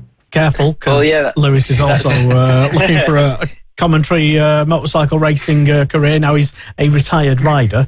But I know what you mean as well, Andy. I've done, like yourself, a fair share of four-wheeled club racing events, and the two are just so dramatically different. It does feel very much like you're stepping into almost like a BSB light, really, when you're going into No Limits versus other club races on four wheels, where there really is just sort of one man and his dog and a smattering of half-empty grids, really. And like you say, it's if you get the prospect of a couple of overtakes during a race, that's considered a good race. Whereas in bike racing, especially at No Limits, anyway, in the endurance class, and throughout I think most of the classes, to be honest, if you get a bit of a strung out race, that's unusual. So, yeah. Yeah, very unusual, but the good thing is that there are lots more races still to come. I think we tend to get something like 25 races in over a weekend, and like I say, to most clubs that would be, it's simply impossible, but there's something about No Limits, they seem to manage to fit it all in. And so if you do get a race that's a little bit quieter, or maybe someone has turned up and they've just clicked with the bike, clicked with the track, they've run away with it, wait 10 minutes and there's another grid on the lining up on the track ready to entertain you. So, if you come along to particularly the Sunday of a No Limits race meeting, like you said, Leicester, on the Saturday, the endurance takes up the bulk of the afternoon. Still well worth watching, certainly at Donington, where we've got these incredible championship battles to be decided. There's a set of sprint races through the morning, the endurance in the afternoon, but then Sunday is all sprint racing, 9 o'clock in the morning till 6:30, 7 o'clock in the evening. And it's just race, virtually no downtime at all between them. So you really do get your money's worth, and you're not having to spend £40 or £50 on the gate to get in, and you don't then have to spend an extra 30 quid to get a grandstand seat. It's great value for money if you just want to go and watch a great day's motorcycle racing. Well, not just watch it as well, you can get involved and be in the race, because it is affordable, let's say. Andy, how can people get involved, and what sort of machines do they need? Will there be more BSB, I suppose, refugees going into No Limits, as they still have a bike, unable to sell it because there's a big market at the moment, let's say. So how can people get involved if you've never done No Limits before? Well, thankfully, that is a question well above my pay grade, but I can direct you, if you're interested in racing with No Limits, to someone who knows far more about it than me. Contact Mark Neat, contact Claire Neat, contact Tony Downey, all of these people, wonderful people who do an incredible job running the event, running the club. Of course, they run track days primarily. That's kind of where No Limits began. It was a track day company, still is a very popular track day company, so you can get out on track via the No Limits track days that they run up and down the country, and indeed across Europe as well. But contact one of those three people, head over to their website, you'll be able to find contact details for them all there, and they will be only too happy, I'm sure, to help you get out on the grid, either on your current bike or put you in touch with a team who perhaps can help you get out there as well, because we really do welcome anyone who wants to come and have a go. And some, people of all experience levels. That's the great thing about this being a club where you've got the Pirelli Super Series categories, which are for seasoned riders who really are looking to make a career out of this. And then you've got your two newcomers categories, the 600s, 1000s. Actually, there's a newcomers CB500 class, which is new for this year. That's been really competitive too. So regardless of whether you have never raced before or, you're already knocking on the door of BSB, there is a place for you to come and join in the fun. Sounds great. And, Lewis, are you going to be enticed out of retirement? If your mum will like you. It's entirely my decision to retire. But, it does look great, especially the Super Twin class. It's practically exploded over the past couple of seasons. And we've seen, for example, Lewis Arrowsmith and Jacob Stevenson as well, which looks to be potentially racing in BSB next year on an R7, getting some time in No Limits as well. So, who knows? Potentially I might come out of retirement for No Limits, but it's always a great championship to watch on and off the circuit anyway. And you spoke about, actually there, Andy, the CB500s, which were new to this year. Obviously, I don't know how much you can say, if there is anything to say on this matter, but is there anything new or exciting coming for next season in 2024 that you know of? Thankfully, again, I'm not privy to these decisions because that's far too much responsibility for a humble commentator. But you're right. That's boomed in popularity this year, partly because there are riders who have raced elsewhere and they're now looking for somewhere else to come and race their CB500. It's always been a very competitive category as well, but now there are so many of them that they've sort of split it into its own subclasses. So you've got the overall championship. There's a veterans class now for those who've been doing it for probably longer than they care to admit, and then the newcomers category as well. So I don't know what the plan is for next year. I'm hoping I'll be there. I'm pretty sure I will be there to watch it all unfold, and maybe you'll join me either out on track or back in the commentary box at some point. Oh, hopefully so. And sounds like a good offer. Final, I would happily accept that offer. But one more final question for me before I hand it over to Jay, which I believe has a couple of questions as well. So, obviously, final round coming up at the start of October. For anyone who's potentially thinking about going, maybe lives close to Donington, has never been before. First of all, and mainly, why do you think they should come to the final round to watch? What would you say is the main draws for the final round at the Oulton Park GP circuit? Obviously, it's the incredible commentary that you'll be able to experience that weekend. No, I would never be so vain. Great racing, lots of championships still to be decided. I think it's something like 11 of the championships haven't yet been wrapped up. Many of them incredibly close. We've mentioned the endurance classes already, both the national championships, only 1 point in it, the Super Series 1000 championship, the newcomer 1000s and 600s still up for grabs as well. And when I say these championships are up for grabs, they're genuinely up for grabs. 20 points or so covering maybe the top 3 riders. Bear in mind, most of these classes will have at least 3, if not 4 races over a weekend with 25 points per race win. So the points can very quickly add up. We have seen year after year riders go into this Donington finale with a healthy championship lead and not leave that weekend with the championship trophy. So unpredictable racing, lots of close finishes, I'm sure, in the championship. And you'll get to listen to relative newcomer commentator to Bike Racing trying to commentate on the racing and do maths at the same time. And that is always guaranteed entertainment. Fair enough. Yeah, I bet. So, Jay, I'll hand it over to you. Have you got anything? Yeah, just one quick question. Obviously, we're seeing a lot of class changes in BSB for next season. I think me, Lester and Lewis all agree it's going to be a bit of a shame to see the 400 Junior Supersport class go.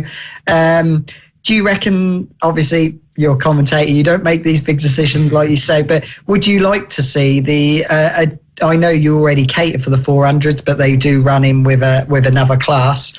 Would you like to see a Junior Supersport class at No Limit? Because there's a lot of bikes at the moment that are kind of there's nowhere for them to go now. So it'd be really good to see a club like No Limits take that class on, especially for the youngsters. I guess so, and it would be, I suppose, in theory, the perfect place for a championship like that to be, because it is like going to a little British Superbike meeting. So, they'd have that level of professional organisation. They'd be surrounded by teams who have a presence on the BSB package as well. So it's a great place for them to really carry on doing what they were doing, which is to try and impress the big teams and further progress their career. And as a neutral and as a commentator who just wants to see good racing, I'm all for it because it's great racing. We've seen that over the last few years at the British Superbike meeting. So I'm certainly not going to be mad if I see that that's an addition for next year. I suppose that's for the powers that be to make the decisions. But I can see the sense in it, put it that way. Yeah, I hope No Limits. I hope even if it is No Limits, I know Bempsey do run the Team Green thing, but that is just mainly for Kawasaki's and they have their own rules. So it'd be really good if someone can take that class on because there's a lot of bikes that are going to be sitting about that can't get used anymore. So hopefully that class does. So No Limits or Bempsey or North Gloucester will take that championship on. Exactly, yeah. Well, wait and see, exactly. Yeah. Follow No Limits on social media. I know the Paul, who runs the No Limits social media, No Limits Racing, always tries to inject his unique style of banter. I'm struggling to. That's one way of putting it, Lester. Yeah, quite a character is she. I do have a good old giggle when I see the No Limits posts come up. It's it's very different to what you might expect at, for example, BSB, in that it's maybe it does benefit from being that club level series, in that it can actually do those types of stuff on Facebook and Twitter and stuff. And I say, you keep it up. Yeah, keep the good work going. Whatever you've been doing, from, like you say, Andy, starting out as a track day company, and they are still phenomenally successful, transferring a lot of the people who wanted to go racing from track days, and now having the series grow from what it was into now what it is, really. You've got eBay sponsoring the Endurance Championship. You've got other massive sponsors all around the place. And that's why I was saying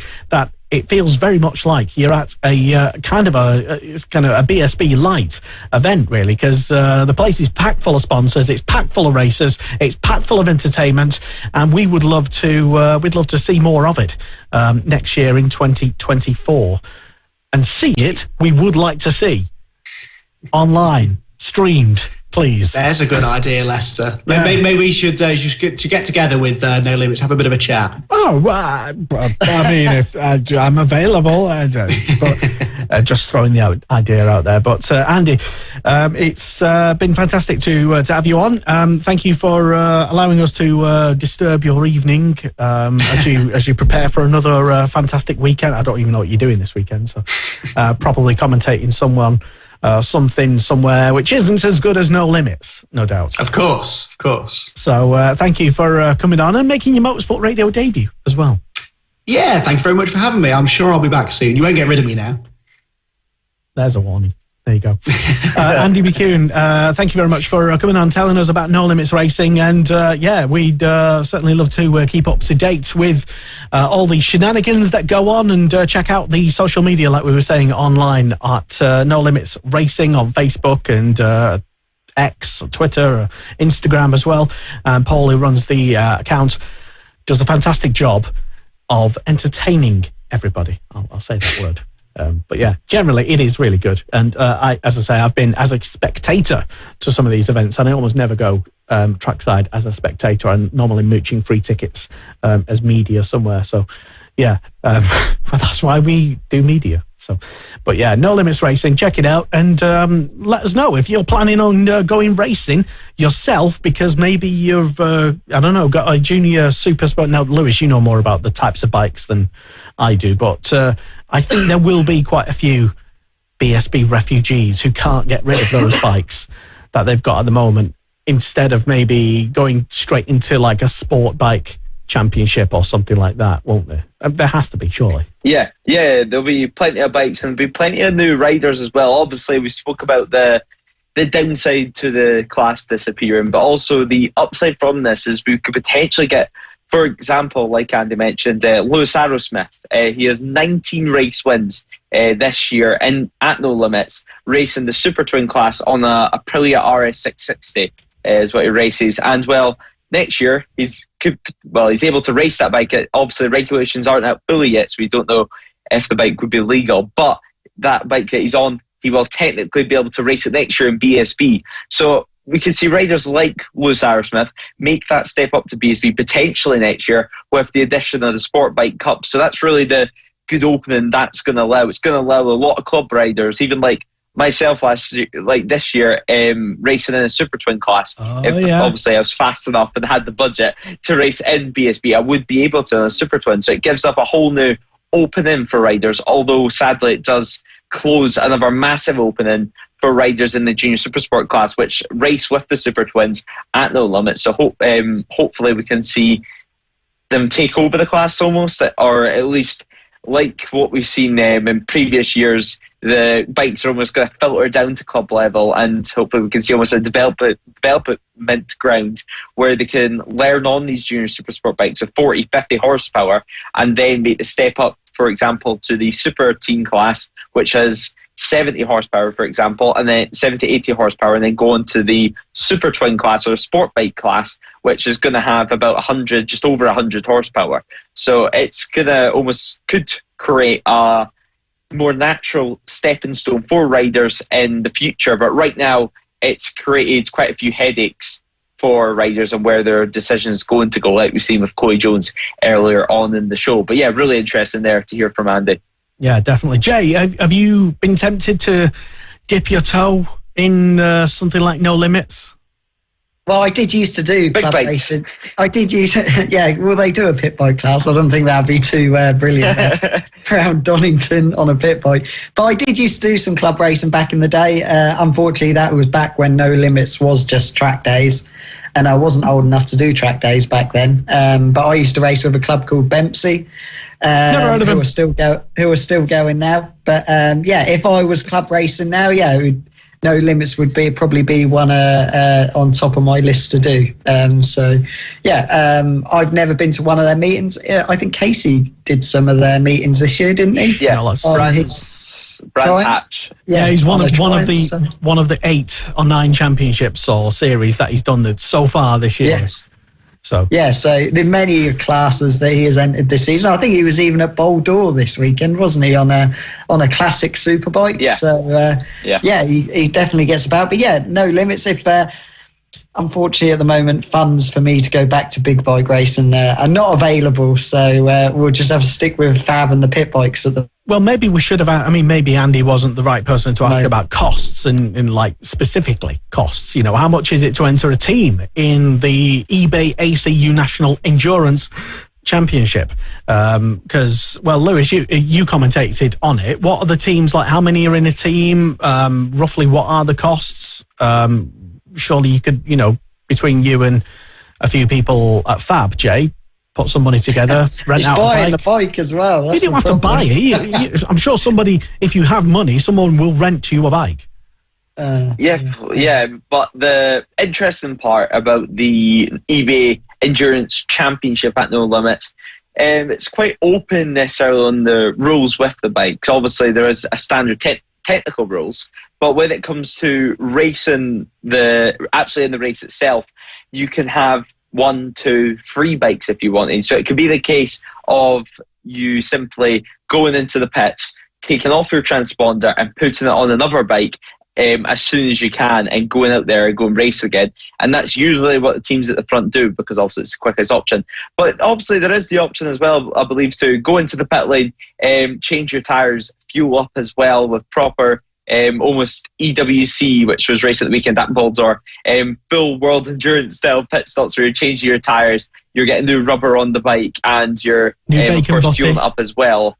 And it's a case of just changing the rider on that bike. That's far more exciting to look at in the pit lane. Sadly, though, obviously a bit more cost effective as well. So necessarily, not everyone needs to share the same bike. You're able to use the bike that you're already racing at the weekend and use it in the endurance as well. So plenty of options for that. There's even some teams, I believe it's the FS3 team, which, as you mentioned earlier on, Callum Grieger is one of the riders for that one, the Scottish rider. But they use free bikes, I believe it is, in the endurance race. And they actually put their transponder on almost a seatbelt, and they press the red button on the seatbelt to take the transponder out, and then go to the other bike and push it back in, and it stays on the motorcycle. So, yeah, a really interesting tactic. It's great, and it's really creative to see what loads of the riders do. But, yeah, great to see as well, and great to see the amount of people as well. Like Chloe Jones, she was in the comment section during that interview and said that No Limits definitely helped her during the Oulton Park round to prepare herself for the BSB round. So that's one thing we've seen quite a lot as well, is them holding events before BSB, and then they're able to give riders a bit more opportunity. And as well, on the matter, like we're talking about at the end, with the Junior Supersport being almost scrapped for next year, with the opportunity of No Limits to take it up. Julie Hanks Elliott has been on saying it's a shame the class has been discontinued, to obviously a mother of one of the Junior Supersport riders as well. So obviously a massive shame for them. They're also going to have to be finding an option for next year. And a very interesting comment has been flooded in from Mr. Kiko Alexander Giles. And he's been on asking, Kiko! Yeah, he's been on Mr. World Superbike himself has been asking when Lester and Jay are going to be out on a sidecar at Fab. Sadly, no sidecars at No Limits, but sidecars at Fab. So when's that happening? Never. Never.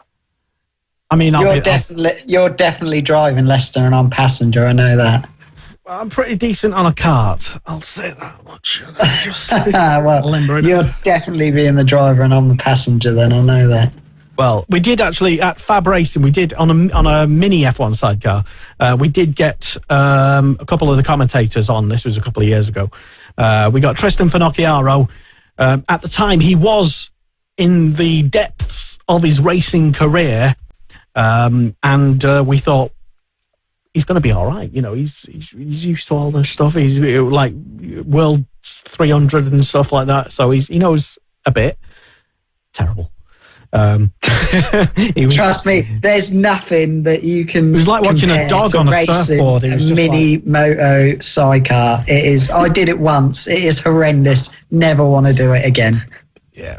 And fair play to those guys at Fab, especially like the Green Streets and Mick Williams. The way they get around the track so quickly. It might look easy. Trust me, it isn't. Well, it doesn't. Some of the riders don't actually make it look easy. No names, but there's people like Mick Williams and his passenger who do make it look easy, and it's really not. It really isn't. What were we talking about again? No limits. You getting on a sidecar. Hey, maybe that's the next thing that No Limits can get involved in, a bit of sidecar. Yeah, well, British Championship sidecars, obviously they don't go to every single BSB round. Of course, over the year they go to a handful, and then they go to other championships, majority of them being club championships. They go to for example, the Cadwell Sidecar Festival, even the Sidecar Festival up at Knockhills during the Scottish Championship round. The two British Championship sidecars there, the F1 and the F2s, were there. So who knows? It would be a good idea to host sidecars, but the British Championship does take up quite a lot of time on the schedule, so it would be a headache, I'm sure, for the organisers to try and fit everything in. Just in the time the idea, it would be a good thing to watch. By the sounds of it, No Limits have plenty of classes, and they got if they want to fit more in there, they're going to have to maybe get some floodlights around the track. Yeah. Okay, that's an idea. No, I've just been looking at on the nolimitsracing.co.uk, looking at the various standings for all the various championships and series that they have. Massive grids, and I really wasn't lying when I say that they really do have massive grids. I'm just looking at the eBay ACU National Endurance Championship 600 class, and was I looking at the wrong thing there? They've got two classes at least, I think. Lewis, help me out, because you've actually commented on it. No, they've got 4 classes. 4 classes, that's what I said. So whenever you look at the standards, join all the classes together for going on track at once. Yeah, okay. But interesting names, team names in there. In the Doghouse Racing, Team Tinker, which is, I think Corey Tinker's involved with, I think. Sofa King Fast. There's some names which can catch you out in commentary, shall we say. Which, did you trip up on Sofa King Fast? Yeah, well, no, I forgot what the team name was now. But yeah, there was some interesting names anyway, I'll say, including 7th position in the National 600 Championship. It's an interesting name. Oh, Mike Oxlong Racing. What about it? Yeah, nothing about it. It's just it gets tricky to say what you realise what you've been saying all day on commentary. Oh yeah, Mike Oxlong. I suppose if you say it in a Scottish accent, it sounds like you're saying something else. But don't say it in a Scottish accent, maybe. Yeah. But yeah, great camaraderie, I would say. And that really does come across on the social media. Anyway, it almost sounds like that was a bit of an advert for No Limits for the last 45 minutes. It kind of was, really. But, I don't think you were bigging it up too much, Lester. I think you did a good job. No, I think we definitely. I think we did a good job at that. Anyway. Yeah. So if only we had some sort of coverage to. I think it would be an excellent live stream championship. Yeah, Lester. I think I wonder who could do it. We've nailed. We've flogged that one to death, I think. Talking about going back to the actual racing though, and BSB at the weekend, and I want to mention about the RNG British Talent Cup. It was very, very nearly wrapped up at the weekend. Evan Belford leading the championship. I think it was like 62 points coming into the weekend or something like that, and he did fantastically well to get to that position in the first place. Evan Belford looking for a career on the road to MotoGP, and there was lots of exciting action. 2 races, one on the Saturday, one on the Sunday, and motorsport media were there, and I suppose filming some trackside action and just setting the scenes from some Friday practice stuff and some of the action that goes on.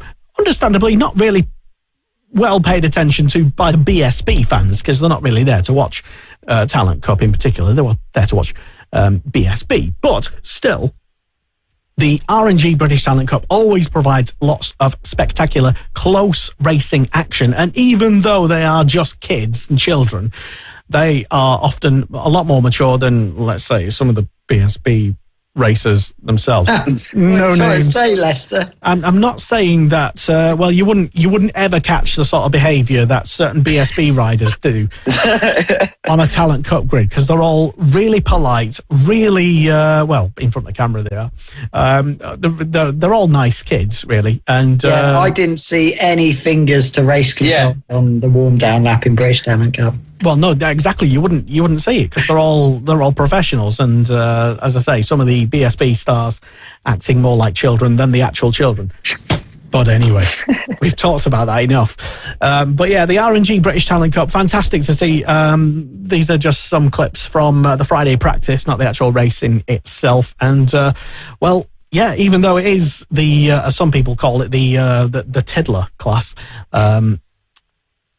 these lads and girls on the road to MotoGP, Lewis, and always, and a lot of them, most of them, all graduates from Fab Racing as well. And they're all looking to enhance and further their career. And yeah, we saw two fantastic races at the weekend. Can you tell us more, Lewis? Yeah, well, obviously at the weekend, two races for the RNG British Talent Cup, as is always when they're on the schedule, and two fantastic races. And also two different results that came out of them. In race one, it was a race-long battle between Sullivan Mountsie and Evan Belford, and it was extremely close and nail-biting throughout the whole race. I was screaming and shouting at the TV, and it all came down until the final lap of the race, where it ended up being 22 thousandths of a second separating Mountsie and Belford at the line. But the final corner, going into the final corner at Laws, they went side by side. Belford was in front. Mountsie was trying to dive down the inside. Belford went and took a defensive line.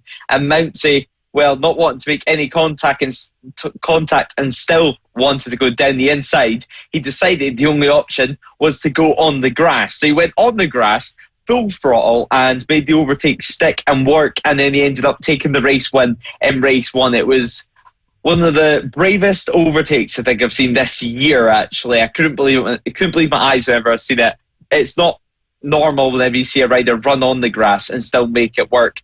Also, some new riders that were racing this weekend, including Greg Marshall, which was seen a shot of his bike in that highlight video there from Friday. On the 95, Dynaco inspired from Cars. Probably the best livery I've seen this year in any championship in the world. Yeah, I couldn't believe my eyes when I've ever seen it. It looked incredible. So a fan favourite there for me.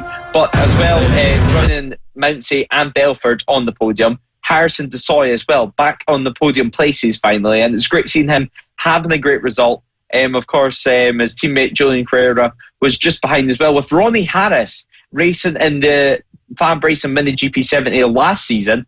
Made his rookie debut at Snetterton, I believe, last year in the RNG British Talent Cup. And now racing a full season this year. Got the step up to the Cavaro Project RS Racing team.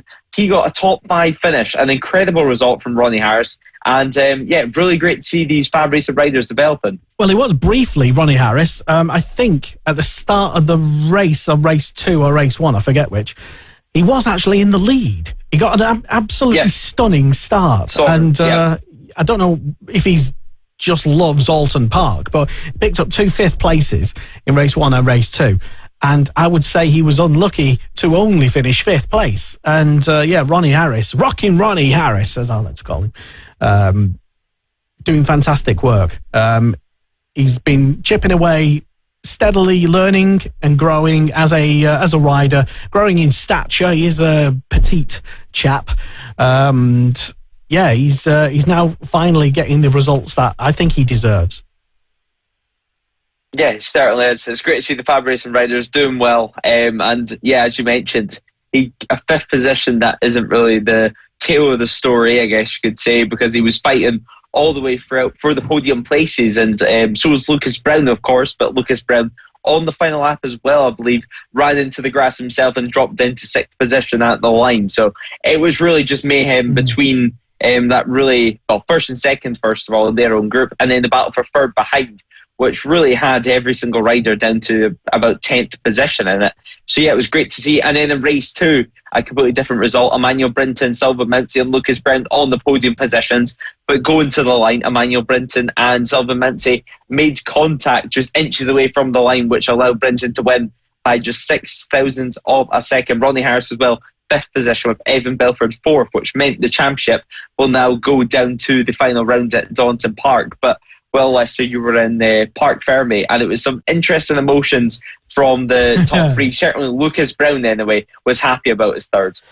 Yeah, Lucas Brown. I mean, Lucas has had a handful of podiums already this season. I think the last one was, I can't remember if it was Thruxton or Silverstone, but in the last couple of rounds.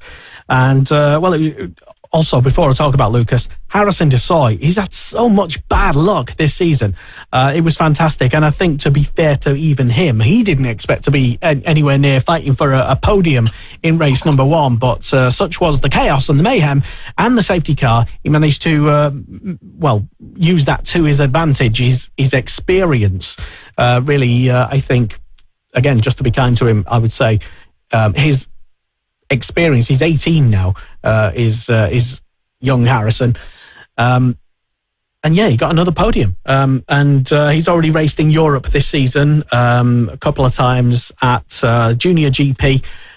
Doesn't know where exactly he's going to be next year, but let's hope he's going to be on a competitive package. I think he deserves it anyway. But yeah, like you mentioned, Lucas Brown, a third place. I think we might be able to hear from him on the podium, or just after the podium, speaking to me. And this is the top 3 race 2 podium at the R&G British Talent Cup Oulton Park from the weekend. Emmanuel Brinton, race number 2 at Oulton Park. Absolutely sensational. Talk us through that race. Yeah, it was a really good race. I was starting 11th on the grid, so I had to work my way through it. The first couple of laps were tricky to get through the pack, but then once I got to the pack, Evan had a bit of a gap, so I had to close that gap down, which I think I did really well, considering the pace he was going. And, well, I planned those last 3 laps really well to get ahead of Sully, and I was really happy with this win. Well, yeah, the last lap in particular, just like race number 1, was pretty dicey. Yeah, race number 1 was a bit terrible, like crashing out, but it just gave me more motivation for this race to win it, and I'm really glad I did. Well, it's fantastic to see you back on the top step of the podium. And Donington Park next, your thoughts? Yeah, Donington Park's another new track for me, but with this win here, it's given me a lot of confidence for the next race. I just want to thank Cavara, Project RS Racing Team, my family, K-Tech, Shark Helmets, Alpine Stars, everyone that supported me. Sullivan Mounsey, it was not quite the race win, but you provided a lot of fantastic action all throughout the race. Talk us through it. Yeah, well, we didn't get best start, starting from 4th place after just being on my own, doing all my laps on my own yesterday during the race. So, yeah, it was a bit of a shame starting so far back, and then I just couldn't get past everybody at the start, and I didn't want to add too much risk. And then I saw Evan going, so I knew I had to start motoring on, and I put the foot down, then we got to the front, and it was a good race. I think it was overall, it could have been better, but it also could have gone much worse. Going into the final corner, I knew I had to do and go tight, but at the end of the day, when you're braking that late on the limit and then trying to stop the bike without crashing, it's very hard. So when the front's chattering into the corner, about to tuck, I knew I had to get off the brakes, and that's what I'd done. I got on the gas as soon as I could without any risk, because at the moment we're just looking at the championship, we're not looking at race wins. And yeah, we nearly had Emmanuel to the line. It's a shame, to be honest, that he's somehow got much more drive down the hill, and then we made contact just where I was about to smash into the barrier, so I had to sit up and I didn't have much space on my outside, which I think might have caused a little roll in my hand, which is a big shame, but that's how it goes sometimes. I think we'll live and we learn, we'll smile and just keep on going for Donington Park. You do, of course, keep the championship hopes alive. Yeah, well, that's the plan, and as I said, I'm going for the championship, not going for wins. Lucas Brown, race 2 at Oulton Park at the R&G British Talent Cup. Lucas Brown Talk us through that race. Epic. Yeah, it was a really good race. You know, I had a plan, trying to go on to the last lap. Couldn't quite make it work, but still managed to podium. So, the last lap in particular, talk us through that. What happened? I think Belford tried to, I think he turned up the wick. He was kind of sitting there, and he turned up the wick on the last lap, tried past me. I managed to pass him back through into shallows, and then I knew I just had to hang on to Manny and Mounsey. But it was a really good race. Couldn't quite get a drive through, I think it's Druids, for the last corner, but still got third. Yeah, and another podium, and on to Donington, the final round. What are your hopes for there? Honestly, I just want to round out the season really good. You know, it's been a really good season. I want to thank all my sponsors for helping me this season. I think we've had 5 podiums now, so it's really good, yeah. Great to hear from Lucas Brown and the top 3 from race 2 at the RNG British Talent Cup at Oulton Park. And, the championship as it stands, watch out for this, because this probably will be the first championship that gets awarded at Oulton. Well, it definitely will be, because it's the last round. Anyway, so it's Evan Belford leading at the moment. Sullivan Mounsey, a faint chance of winning the championship. But to be honest, Sully, as much as we'd love to see a grandstand finish, unless there's something catastrophic happen with Evan or his technical, and we don't want anything to happen to Evan, but it's a very slim chance for Mounsey, and he's doing all he can to keep those championship hopes alive. Don't feel too bad, Sully, that it's only a second in the championship. A lot of people would kill for second place in the RNG British Talent Cup Championship, beating the likes of Emmanuel Brinton, Harley McCabe and Lucas Brown so far in the championship. And a shout out and a mention as well, Lewis, to some of the riders who have been selected or announced they have been selected to go to the Red Bull Rookies selection event. Evan Belford already said he's been chosen or invited over. Lucas Brown, Harley McCabe, Ollie Walker, Philip Soroviak have all confirmed the last time I checked before the show. But who's not yet announced as invited? I think obviously the biggest one I would say is obviously going to be Sullivan Mounsey. And Emmanuel Brinton at the moment haven't been, or at least confirmed, they haven't said to the Red Bull publicly. Rookie selection event. Yeah, maybe they have been invited, but they've just not posted it about it. Yeah. So I would be absolutely shocked if they don't get invited. Both Mounsey and Brinton, McCabe, Brown, Ollie Walker, Soroviak are all going, and. Is there someone from another class as well? I forget who. I think someone from another class.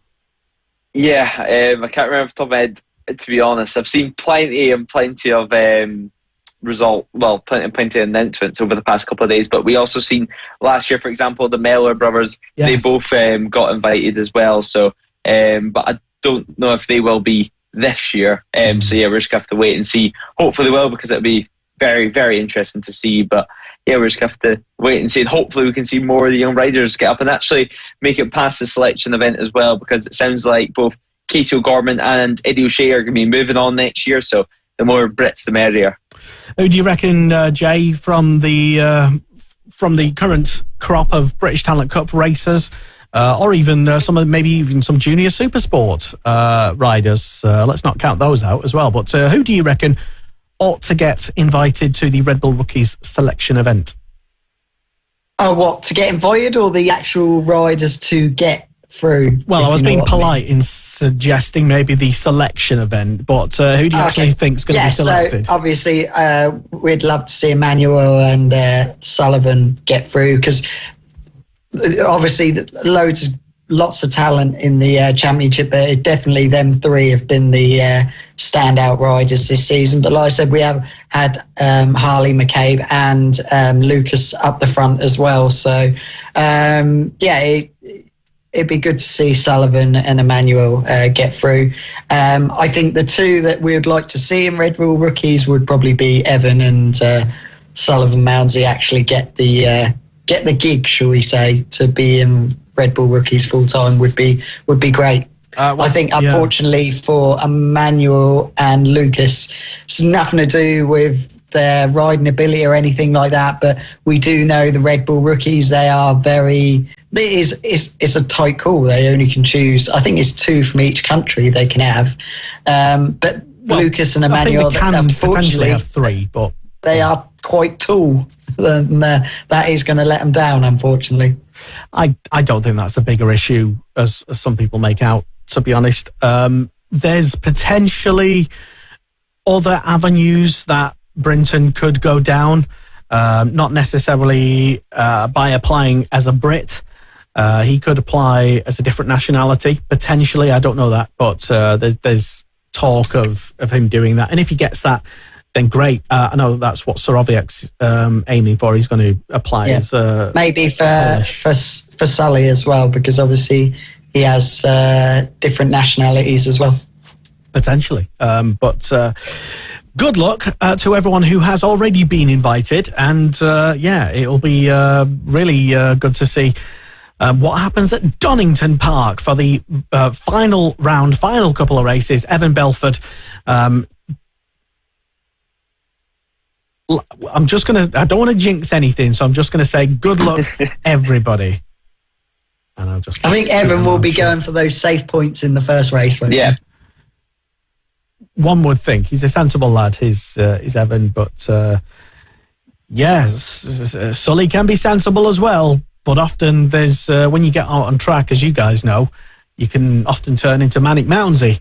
I think Evan's aim will be get the championship done in the first race and then go out as a winner in the second. I think that would be a perfect weekend for him. And in Mounts' case, it always needs to be a round where you need to go out there and get a double race win and do everything he can to try and keep the championship alive. Really, even if it means Manic Mounsey is going to come out, it needs to come out at the final round. He needs to give it everything, 110%.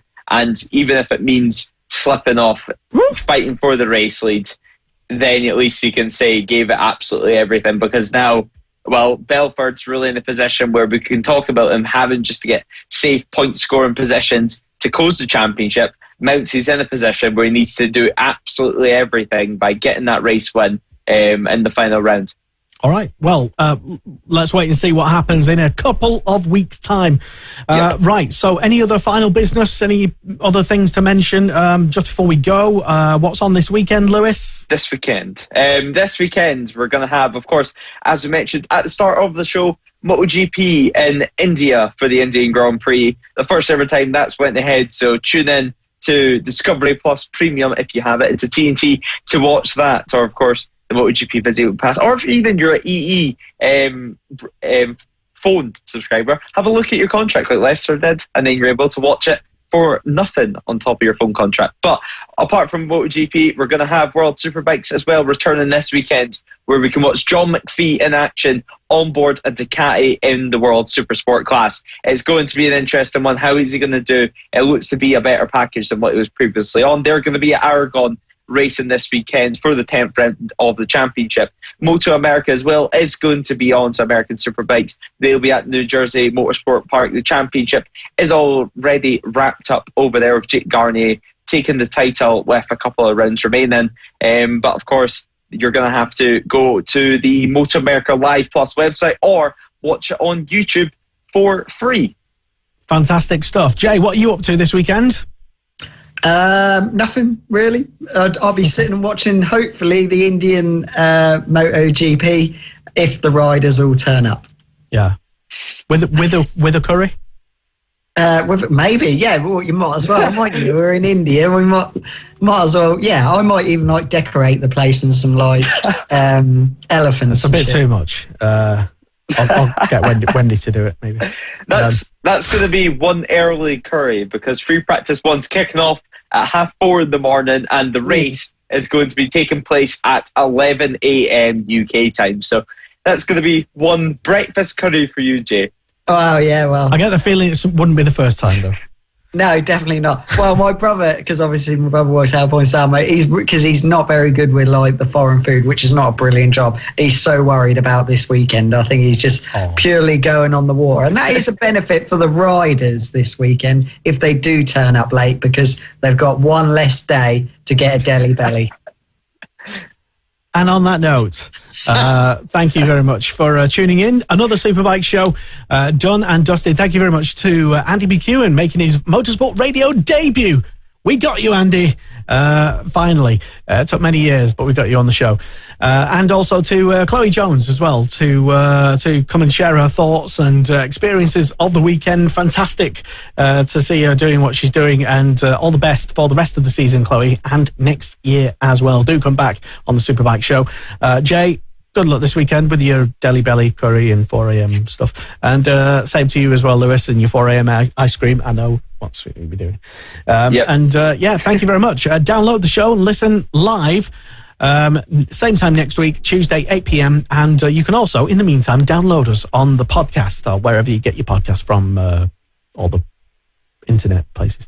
And also, if you're out and about over the weekend or during the week, actually, Monday to Friday, 6am till 9am, 5 days a week, you can tune into the Motorsport Radio Breakfast Show. Myself and Kiko Giles waffling on, talking about motorsport. It's the world's only motorsport breakfast radio program. It's here on Motorsport Radio. Thank you for tuning in. Good night. Bye. Bye. This is Motorsport Radio. 1, 2. Join the conversation.